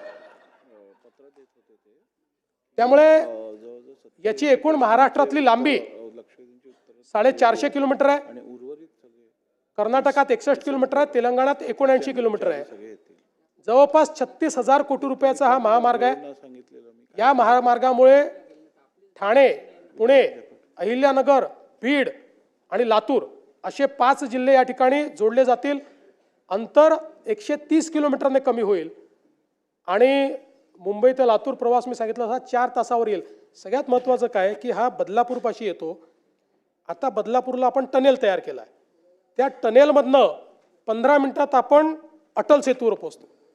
त्यामुळे जो व्यक्ती लातूरून निघालेला आहे तो तिथे आल्यानंतर 15 मिनिटाला अटल सेतूवर येऊन अटल सेतूच्या माध्यमातून पुढच्या 20 मिनिटात मुंबईत येऊ शकेल. अशा प्रकारची ही कनेक्टिव्हिटी आहे. यातनं या सगळ्या जिल्ह्यांना वाढवण बंदर नवी मुंबई विमानतळ याचं देखील एक मोठी कनेक्टिव्हिटी मिळते आहे आणि मला असं वाटतं की खूप मोठा फायदा या माध्यमातून निश्चितपणे होणार आहे. यासोबत गडचिरोलीमध्ये देखील आपण एक विमानतळ तयार करायचा निर्णय घेतला होता. त्याचं लँड ॲक्विजिशनचं काम आता आपण चालू करतो. मला सांगताना आनंद वाटतो की आपण केंद्र सरकारला त्याचा OLS सर्वे दिला होता. त्याला त्यांनी मान्यता दिलेली आहे. त्याची फिजिबिलिटी ही ॲसर्टन झाली आहे आणि आपला प्रयत्न आहे की पुढच्या काळामध्ये Gadchiroli gateway to south India आपल्याला करायचं आहे आणि गडचिरोलीला पूर्ण क्षमतेची धावपट्टी ही आपण त्या ठिकाणी तयार करणार आहोत. त्या संदर्भातली जागा आपल्याकडे तिथे उपलब्ध आहे. गडचिरोलीपासनं 8व्या किलोमीटरवर शहरापासनं हा एअरपोर्ट आपण महामार्गाच्या लगत त्या ठिकाणी तयार करणार आहोत आणि नंतर चंद्रपूरपासनं तिथे डेडिकेटेड रस्ता आणून सुधीर भाऊंना नागपूरच्या ऐवजी गडचिरोलीतनंच फ्लाईट मिळालं पाहिजे.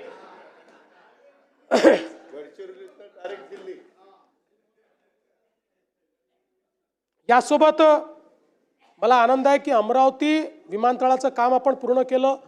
नाईट लँडिंगची व्यवस्था आपण त्या ठिकाणी केली आणि आता एशियातली सगळ्यात मोठी हवाई प्रशिक्षण संस्था एअर इंडियाच्या माध्यमातून तिथे सुरू होते. त्याचं काम आता जवळपास बांधकाम पूर्ण झालेलं आहे. पुढच्या 3-4 महिन्यात ते लोक त्याचं काम सुरू करतील. त्या संदर्भात 34 विमानं ते आणतायत तिथे. त्यातली 2 विमानं ऑलरेडी पोचलेली आहेत आणि 14 म्हणजे हे 34 विमानं आणि त्यासोबत 14 पायपर विमानं अशा पद्धतीनं त्या ठिकाणी अतिशय मोठी ही संस्था तयार होते. कारण आज आपल्याला माहिती आहे सर्वात जास्त पायलटची आपल्याला आवश्यकता आहे. आता जो इंडिगोचा प्रॉब्लेम झाला तो पायलटच्या कमतरतेनेच झाला आणि आता तर आपण 1000 नवीन फ्लाईट्स चालवायचे तर 10-15 हजार पायलट्स लागतील. त्यामुळे ही पायलट ट्रेनिंग अकॅडमी अमरावतीच्या अर्थव्यवस्थेला देखील एक नवीन कलाटणी देईल अशा पद्धतीची ही व्यवस्था आहे. अकोल्याचा जो विमानतळ आहे त्याचंही आता धावपट्टी जी आहे ती धावपट्टी वाढवण्याकरता आपण त्या ठिकाणी निधी उपलब्ध करून दिलेला आहे आणि ती धावपट्टीही आपण वाढवण्याचं काम करतो.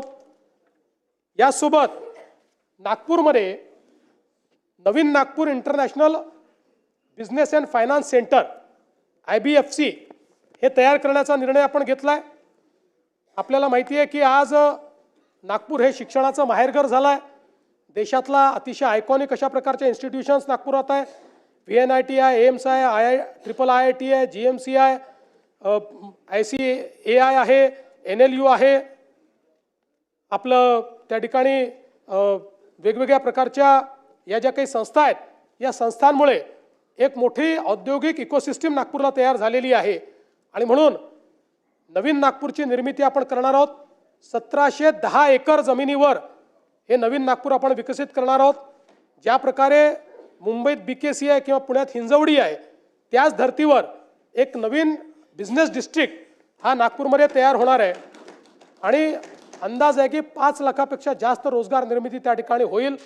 आणि विशेषतः या संदर्भात जमीन ॲक्विजिशनची जी काही आम्हाला कारवाई करायची आहे मोठ्या प्रमाणात शेतकऱ्यांनी त्या संदर्भातलं आपलं कन्सेंट आम्हाला दिलं असल्यामुळे आणि त्या संदर्भातले फायनान्शियल टाईप्सही झाले असल्यामुळे लवकरच याची जी काही जमीन आपल्याला घ्यायची आहे तीही घेण्याचं काम आपण करू.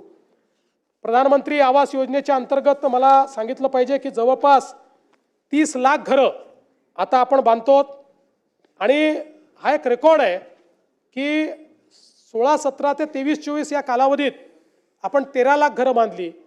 त्यानंतर आवास प्लसमधली आपली जी 2018ची यादी होती त्या यादीमध्ये एकूण 28 लाख लोक होते. आपल्याला केंद्र सरकारने एकाच झटक्यात 30 लाख घरं दिली. त्यामुळे आता आवास प्लस यादीत एकही त्या ठिकाणी कोणीही वेटिंग लिस्टवर नाही. आणि त्यानंतर आपल्याला ही परवानगी दिली की आता तुम्ही नव्याने कोणाची जर तुम्हाला नोंदणी करायची असेल तर त्याकरता नोंदणीचं पोर्टल उघडलं आणि हे 30 लाख घरं त्यातले 3 लाख पूर्णही झाली. या 30 लाख घरांना आपण ॲडिशनल 50,000 रुपये द्यायचं ठरवलेलं आहे आणि प्लस रूफटॉप सोलर देतो. हे पहिल्या दिवशीपासनं यांना विजेचं बिल येणार नाही अशा प्रकारची व्यवस्था ही आपण या ठिकाणी केली आहे. तर म्हणजे झोपडपट्टी पुनर्वसनाशी संबंधित काही महत्त्वाचे मुद्दे आहेत पण त्या संदर्भात माननीय उपमुख्यमंत्र्यांनी आपलं जे काही याचं उत्तर होतं लक्षवेधीचं त्या संदर्भातल्या घोषणा केल्या. त्यामुळे मी पुन्हा सांगून आपला या ठिकाणी वेळ घेणार नाही. जे काही आपण वेगवेगळे प्रस्ताव या ठिकाणी करतो ज्यामध्ये BDD चाळ असेल, GTB नगर असेल, बांद्रा रिक्लेमेशन असेल, आदर्श नगर असेल, मोतीलाल नगर असेल, SVP नगर असेल, प्रत्येक ठिकाणी मोठ्या प्रमाणात पुनर्वसित लोक करून अधिकची आपण निर्मिती करतो. म्हाडाच्या 56 वसाहतीची योजना आपण केली आहे. त्या संदर्भात सेवा शुल्क आपण माफ केलेलं आहे. म्हाडा अभिन्यासातील भोगवटा प्रमाणपत्र प्रलंबित असलेल्या इमारतीकरता देखील आपण अभय योजना त्या ठिकाणी तयार केली आहे. स्वयं पुनर्विकासाचं अधिमूल्य हे देखील आपण त्या ठिकाणी कमी केलेलं आहे. अमीनभाई कमाटीपुराचा देखील आपण 33/9चा पुनर्विकासाचा प्रस्ताव त्या ठिकाणी टेंडर काढून आता त्यालाही आपण मान्यता दिलेली आहे. मुंबईतल्या जुन्या आणि मोडकळीस आलेल्या उपकर प्राप्त इमारतीच्या पुनर्विकासाचं नवीन धोरण आपण त्या ठिकाणी मांडलेलं आहे. स्वयं पुनर्विकासाच्या संदर्भात प्रवीण दरेकर यांच्या नेतृत्वात आपण एक कमिटी तयार केलेली आहे आणि अतिशय चांगल्या शिफारसी आल्यामुळे त्यालाही आपण चालना दिली आहे. जवळपास 1600 इमारती आता या स्वयं पुनर्विकास योजनेमध्ये त्या ठिकाणी पुनर्विकास करतायत. आपलं जे काही विशेषतः जलजीवन मिशन आहे या जलजीवन मिशनचे कामं जे अर्धवट राहिलेले आहेत त्या संदर्भात मुद्दा या ठिकाणी उपस्थित होतो. आपल्याला कल्पना आहे की जवळपास 35,000 कोटी रुपये आपण याच्यावर खर्च केले आहेत. पण जे काही सुरुवातीच्या काळातल्या डिझाईनच्या चुका असतील किंवा बाकी गोष्टी असतील आता अर्धवट कामं पूर्ण करण्याकरता या योजनेला 44,000 कोटी रुपये अजून लागणार आहेत. 44,000 कोटी 44,000 कोटी 44,000.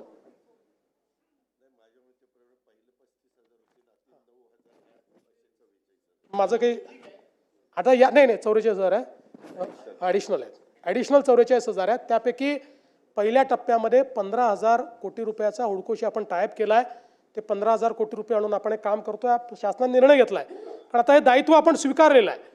टप्प्याटप्प्याने आपल्याला पूर्ण केंद्र सरकार आता द्यायला आपण त्यांना प्रस्ताव पाठवला, पण त्यांचं म्हणणं आहे की तुमची राज्याची एक प्रकारे चूक आहे. तुम्ही जेव्हा डिझाईन केली योजना त्यावेळी अनफॉर्च्युनेटली अनेक ठिकाणी आपल्याकडे याचं डिझाईन करताना अधिकाऱ्यांनी घर बसल्या डिझाईन केलं आणि त्यामुळे त्यातल्या अडचणी आल्या. पण आता नीट याच्या संदर्भात एजन्सीज लावून थर्ड पार्टीचं परीक्षण करून प्रत्येक ही जी योजना आहे त्याला पूर्ण करण्याकरता किती निधी लागणार आहे त्याची फेर प्रशासकीय मान्यता ही आपण करतो आणि फेर प्रशासकीय मान्यता करूनच त्याला आपण निधी देणार आहोत.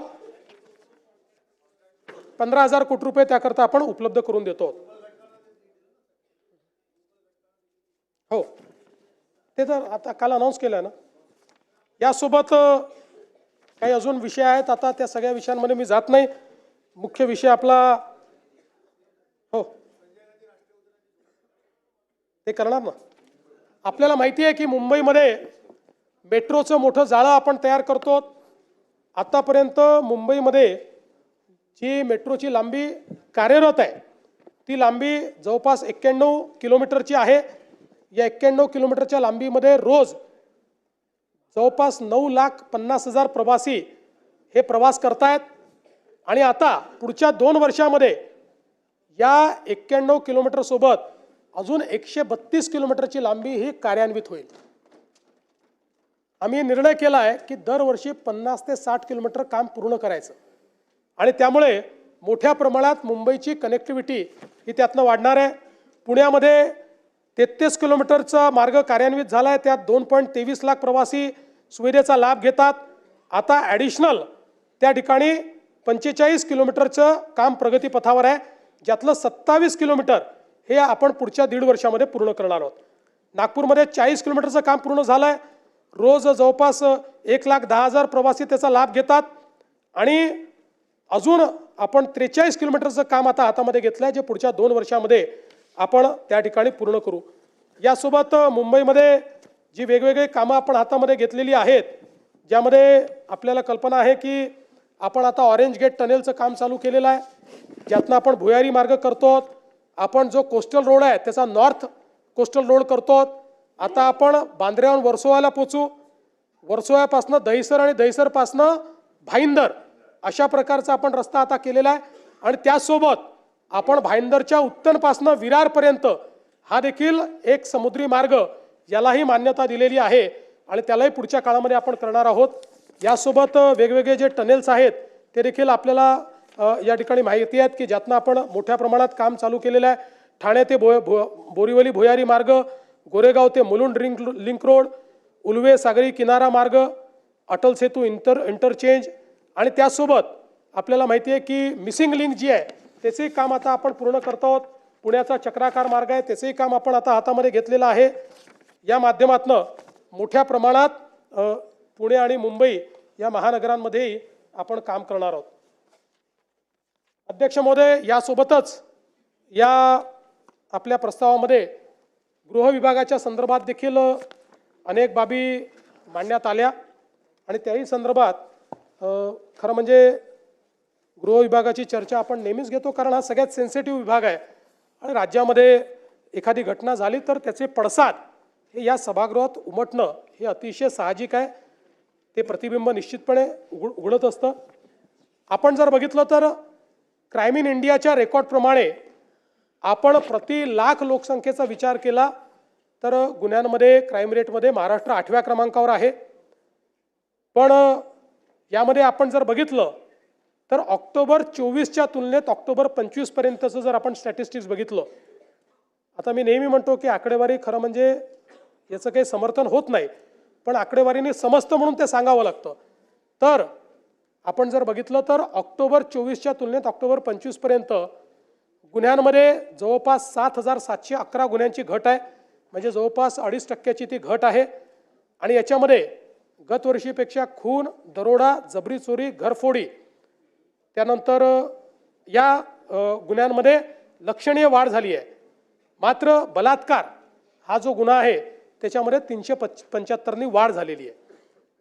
दोषसिद्धीचं प्रमाण हे मात्र मला या सभागृहाच्या नजरेस आणून द्यायचं आहे की 3 नवीन कायदे आल्यानंतर काय परिणाम आहे. आपल्याला माहिती आहे 2013 साली आपलं दोषसिद्धीचं प्रमाण हे 9% होतं. 100 गुन्हेगारांपैकी 91 गुन्हेगार सुटायचे, 9% होतं. त्यानंतर आपण 14 पासून ज्या उपाययोजना केल्या त्या उपाययोजनांच्या आधारावर आपण ते 50% आणलं. पण आता नवीन कायदे आल्यानंतर म्हणजे ऑक्टोबर 24 मध्ये आपलं दोषसिद्धीचं प्रमाण हे 50% होतं. आपण जर बघितलं तर आता नवीन कायदे आल्यानंतर हे दोषसिद्धीचं प्रमाण आपलं गेलंय 96.24%. 96.24 आणि असं नाही 70,000 गुन्हे त्यातलं हे आहे 96.24%. आणि अर्थात त्यातले समजा आपण छोटे गुन्हे काढून टाकले, काही कंपाऊंडिंग होतं तरी 70%. गंभीर गुन्ह्यातही म्हणजे हे 3 कायदे किती इफेक्टिव्ह आहेत याचं हे उदाहरण आहे. कारण या कायद्याने सगळ्यात महत्त्वाचं काय केलं भास्करराव, या कायद्यात तरतूद अशी केली की जो आरोपी पक्ष आहे हा 2 पेक्षा जास्त तारखा मागूच शकणार नाही. हा नियम केला आहे.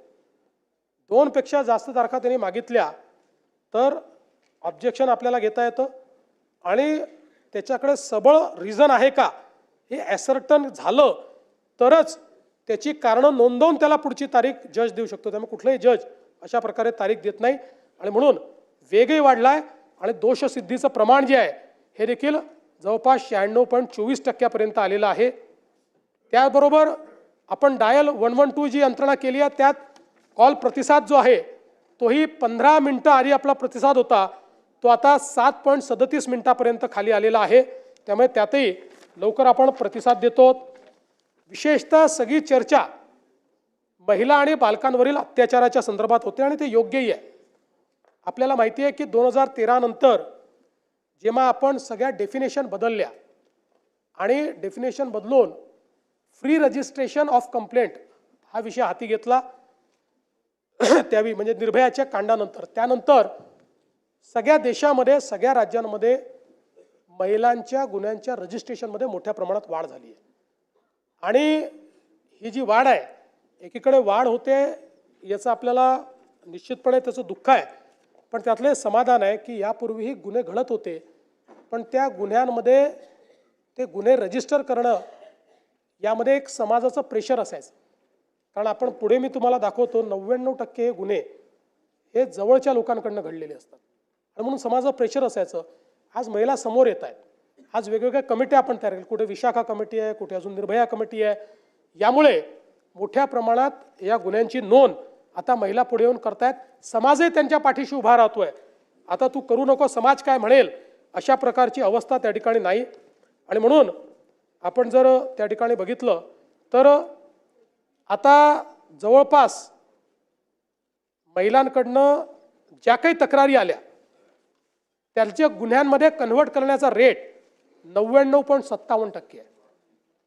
म्हणजे तक्रार आली त्याच्या मेरिटचा विचार न करता पहिले ती तक्रार आपण नोंदवतो आणि त्याच्यानंतर त्यातलं तथ्य काय आहे. म्हणजे आत्ता सध्या प्रिझम्पशन आपण हे केलं की महिला तक्रार करते तर ती योग्यच असेल अशा पद्धतीनं आपण या संदर्भात करतो. आणि मग आपण एक निर्णय अजून केला की महिलांच्या संदर्भातल्या गुन्ह्यामध्ये 60 दिवसाच्या आत चार्जशीट फाईल झाली पाहिजे. पूर्वी वर्ष करायचं नाही आणि मग हे प्रमाण आपण सातत्याने वाढवत गेलो. आता मला सांगताना आनंद वाटतो की आता ऑक्टोबर 2025 पर्यंत 60 दिवसात निर्गती ज्याची आपण करू शकलो त्याचं प्रमाण 87.8% आहे. म्हणजे जे पूर्वी 25 किंवा 24% असायचं 2019ला आपण विचार केला 2020ला तर ते 45% होतं, ते आता 88% गेलं आहे. आपल्याला केंद्र सरकारने सांगितलेलं आहे की 90% वर या ठिकाणी प्रमाण असलं पाहिजे आणि याचे डायनामिक नोंद होते. TISSO इन्व्हेस्टिगेशन ट्रॅकिंग सिस्टीम आहे फॉर सेक्शुअल ऑफेन्सेस, त्याच्यावर याचं ट्रॅकिंग होतं. त्यामुळे प्रत्येक राज्याची लिस्टच असते कुठल्या राज्यामध्ये किती गुन्हे वेळेत त्याची चार्जशीट झाली. त्यात आपलं काम हे आता योग्य पद्धतीने चाललं आहे. फास्ट ट्रॅक कोर्ट देखील आपण सुरू केलेले आहेत. National mission for safety of women या संदर्भात आपण जी काही कारवाई आहे ती केलेली आहे. आणि जसं मी सांगितलं की रिस्पॉन्स टाईम हा महिलांच्या संदर्भात देखील मोठ्या प्रमाणात आपण केला आहे. लहान मुलींवरील लैंगिक अत्याचाराची जी प्रकरणं आहेत त्या प्रकरणामध्ये अशा प्रकारे गुन्हे दाखल करण्याचा जो दर आहे तो जवळपास 99.1% या ठिकाणी आहे आणि ते सगळे गुन्हे आपण उघडकीस आणलेले आहेत. आपण आता ऑपरेशन मुस्कानच्या माध्यमातून 2015 ते 2024 13 ऑपरेशन मुस्कान केले आणि 41,193 लहान मुलं आणि मुली यांचा शोध घेऊन त्यांना त्यांच्या घरी नेला आहे. आणि सगळ्यात महत्त्वाचं काय आहे तर याच्यामध्ये जवळपास 20,000 मुलं आणि 8,000 मुली ज्या आपण शोधून घरी पोचवल्या ते आपल्या रेकॉर्डवरच नव्हत्या. त्यांच्या घरच्यांनी कुठलीही कंप्लेंट केलेली नव्हती. पण हे ऑपरेशन मुस्कानच्या माध्यमातून आणि आता ऑपरेशन शोध आपण चालू केलं. ऑपरेशन शोधमध्ये काय आहे तर आपल्याला माहिती आहे की वर्षभरामध्ये निघून गेलेले लोक परत येतात. परत आल्यानंतर पण एखाद वर्षानंतर शोधण्याची गती कमी होऊन जाते आणि म्हणून ऑपरेशन शोध जुन्या केसेसमध्ये शोध घ्या अशा पद्धतीने आपण चालू केला. आणि त्यातही जवळपास 17/4/25 ते 15/5/25 या कालावधीत ऑपरेशन शोध एक मोहिमेच्या अंतर्गत 4,960 महिला आणि 1,364 बालकांचा शोध घेण्यात आला आणि रेकॉर्डवर नसलेल्या अजून 106 महिला आणि 707 बालकांचा शोध हा या ऑपरेशनमध्ये घेण्यात आला. आणि तसंच आता ऑपरेशन शोधचा दुसरा जो टप्पा आहे तो टप्पा देखील या ठिकाणी चाललेला आहे. आणि मग एक आपला नेहमीचा मुद्दा या ठिकाणी येतो की अपहरणाचा मुद्दा एक सातत्याने आपल्याकडे मांडला जातो की किती अपहरण झालं अशा पद्धतीनं एक मुद्दा मांडला जातो. मुळामध्ये मला या ठिकाणी लक्षात आणून द्यायचं आहे की केंद्र सरकारने एक निर्णय केला आणि त्या निर्णयाच्या अंतर्गत केंद्र सरकारने सांगितलं की कुठलेही अशा प्रकारची महिला असेल मुलगी असेल घरातनं निघून गेली आणि 24 तासात जर ती सापडली नाही तर फौजदारी गुन्हा पकडायचा आणि मग किडनॅपिंगचा गुन्हा आपण दाखल करतो. अनेक वेळा नंतर त्या परत येतात सापडतात कधी घरगुती भांडणातनं त्या ठिकाणी गेलेले असतात आणि म्हणून हा जो नंबर आहे हा नंबर फार मोठा सुरुवातीला आपल्याला दिसतो. पण आपण जर बघितलं तर महाराष्ट्रामध्ये या संदर्भात जे काही अल्पवयीन मुली किंवा जी काही मुलं आहेत महिला आहेत या संदर्भात साधारणपणे त्यांचं जे काही परत आणण्याचा दर आहे हा वर्षाचा 86%. गेलेले 86% परत येतात आणि पुढच्या वर्षात अजून त्यातले 10% परत येतात म्हणजे सापडतात.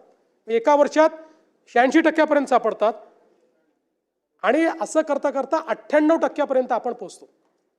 कुठे कमी अधिक होतो पण 90% आपण जातो की जे परत येतात. म्हणजे एक तर आपण त्यांना शोधतो किंवा ते परत येतात किंवा त्यांची भांडणं त्या ठिकाणी संपतात. आणि म्हणून आपण कारण आता मुंबईची चर्चा फार मोठ्या प्रमाणात झाली आणि म्हणून मुंबईमध्ये तर आपण जर बघितलं तर मुंबईमध्ये तर हा परत आणण्याचा दर जो आहे हा 99% मुंबईमध्ये. आपण जर विचार केला 2022 सालचा तर 2022 मध्ये त्या ठिकाणी एकूण जे काही अशा केसेस फौजदारी गुन्हे किडनॅपिंगचे किंवा निघून गेल्याचे झाले त्यात 1892 पैकी 1870 परत आले म्हणजे 99% हा रेट आहे. किंवा 23 मध्ये आपण बघितलं तर 1257 पैकी 1887 त्या ठिकाणी परत आले परत 98.5% रेट आहे. 2024 मध्ये 1999 पैकी 1973 आपण परत आणू शकलो म्हणजे परत 99% रेट आहे. त्यामुळे अनेक वेळा काय होतं स्टॅटिस्टिक्स कसं मिसलिडिंग असतं की आपल्याला असं वाटतं की बाबा मुंबईमध्ये वर्षाला 1900 लोक किडनॅप होत आहेत मग त्याचं आपण प्रति दिवशी काढतो मग त्याचं प्रति तासाला आपण काढतो आणि मग आपण त्या ठिकाणी सांगतो रोज इतके बालकं किडनॅप होत आहेत रोज इतक्या महिला किडनॅप होत आहेत. त्यामुळे मुंबईत कायदा आणि सुव्यवस्था बाकी नाही. वर्षभराने पोलीस त्यांना परत आणतायत हे मात्र कोणीच सांगत नाही. त्याच्यामुळे मुंबई ही सुरक्षित आहे. मुंबईत नोन अशा प्रकारच्या कुठल्या गँग्स नाहीत, पण काही असल्या तरी त्या जेरबंद आपण करतो. आणि अशा प्रकारे हे जे काही हरवलेले किंवा किडनॅप झालेले आहेत त्यांना परत आणण्याचं काम देखील पोलिसांच्या माध्यमातून मोठ्या प्रमाणात चाललेलं आहे. हे होत असताना मला या ठिकाणी सांगायचं आहे की आपण मोठ्या प्रमाणात पोलीस भरती या महाराष्ट्रामध्ये केलेली आहे.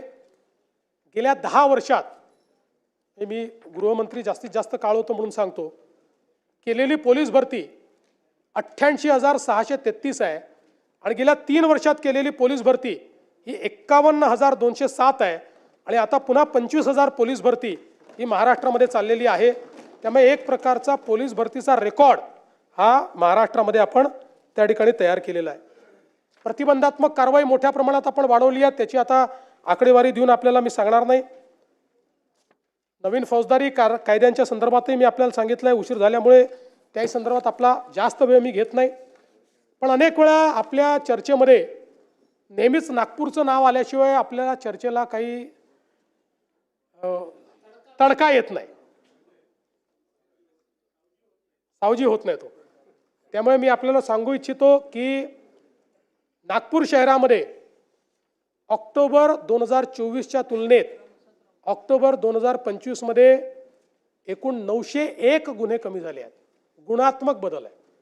आणि यामध्ये हा बावनकुळेंचीच आहे, तेच लक्ष देतात, मी देतच नाही. मी मुंबईत असतो, ते नागपुरात ते असतात. याच्यातही प्रमुख शीर्षक जे आहेत, खून, खुनाचा प्रयत्न, दुखापत, बलात्कार, चोरी, जबरी चोरी, दरोडा, या प्रत्येक शीर्षामध्ये गुन्हे कमी झालेले आहेत. नागपुरात गुन्हे वाढलेले नाहीत. आणि मग काय काय कारवाई केली आहे ते आता सांगून आपला वेळ घेत नाही. भरपूर कारवाई झालेली आहे, त्यामुळे त्या संदर्भात जास्त वेळ घेत नाही.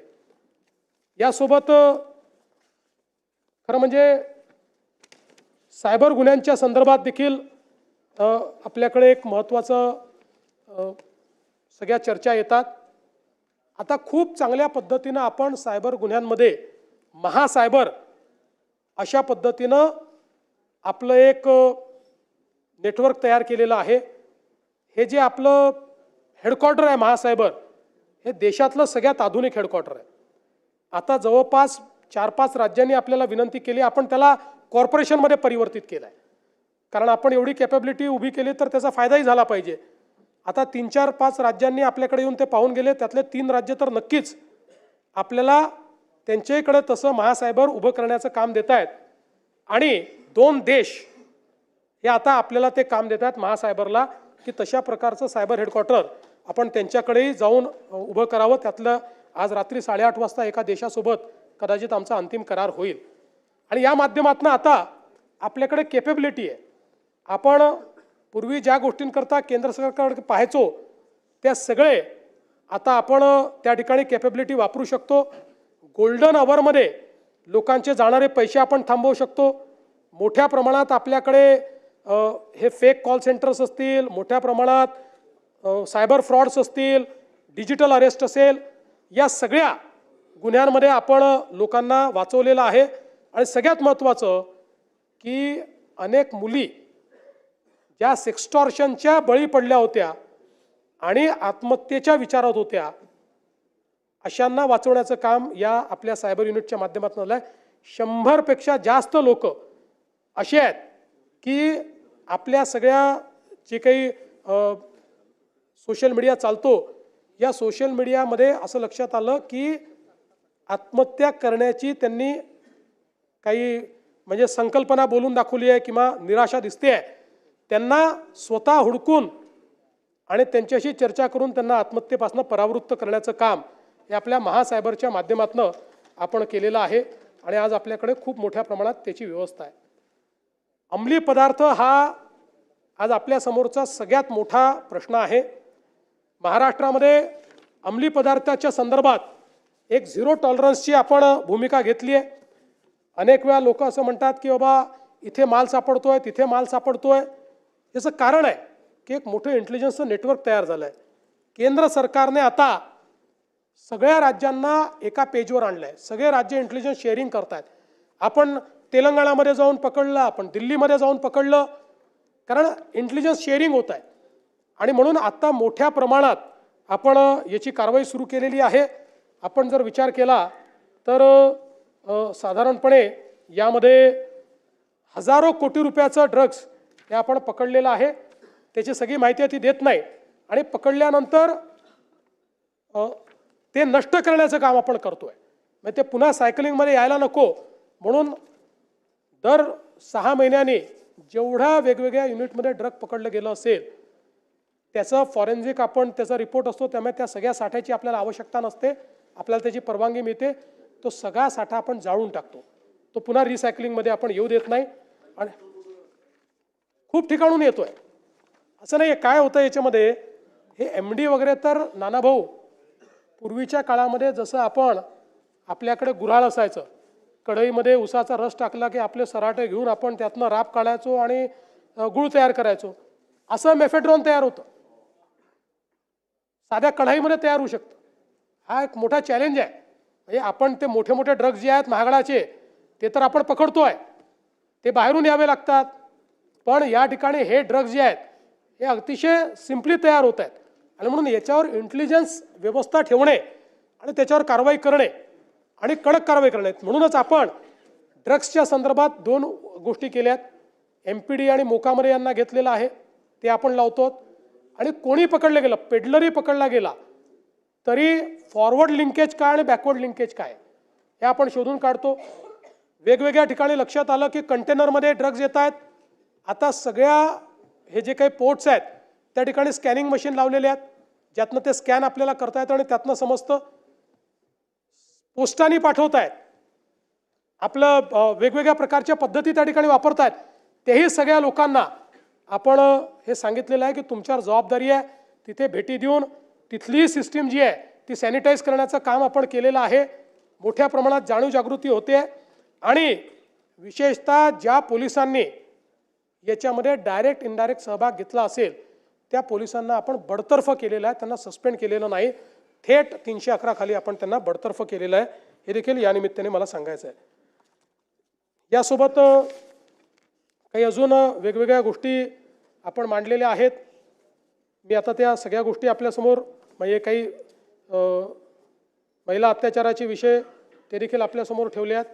भ्रष्टाचाराच्या संदर्भात मुद्दे मांडल्यात. खरं म्हणजे महाराष्ट्रामध्ये आपण मोठ्या प्रमाणात गेले काही वर्ष सापळे तयार करतो.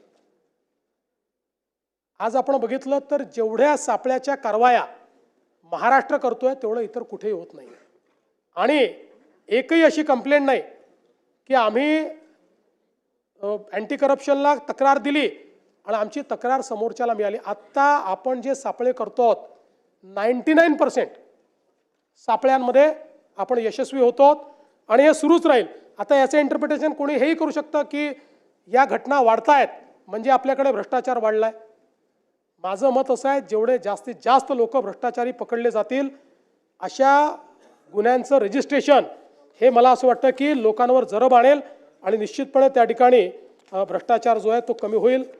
एक राजकीय विरोधकांवर सूड भावनेने दाखल होत असलेले असे कुठलेच गुन्हे आपण दाखल करत नाही.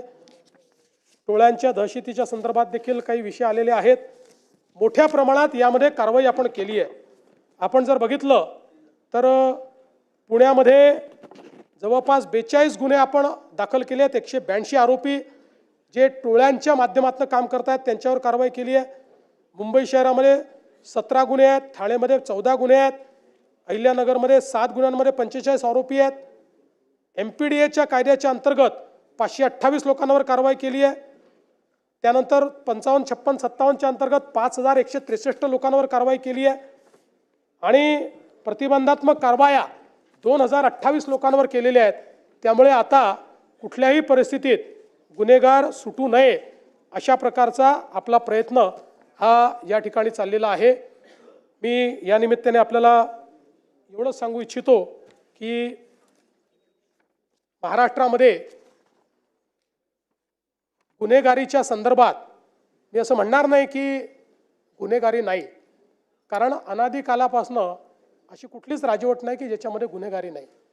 गुन्हेगारी प्रवृत्ती आहे, पण त्या प्रवृत्तीला ठेचण्याची शासनाची मनीषा आहे की नाही, इच्छा आहे की नाही, हे महत्त्वाचं आहे.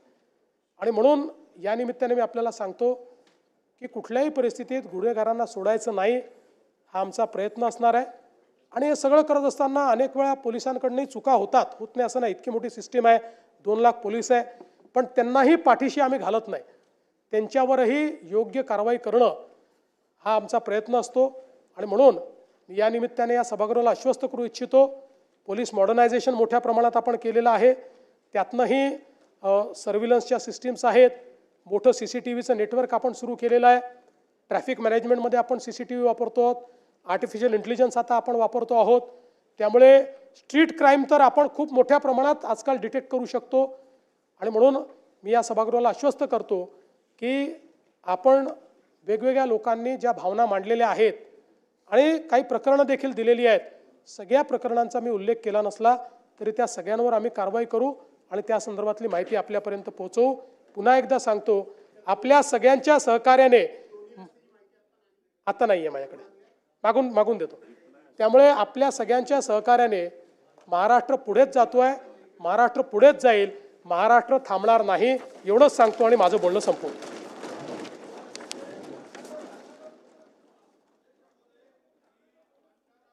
त्यांनी मानलं होतं अध्यक्ष महोदय की धान उत्पादक शेतकरी यावेळेस संकटात आहे, अडचणीत आहे. कारण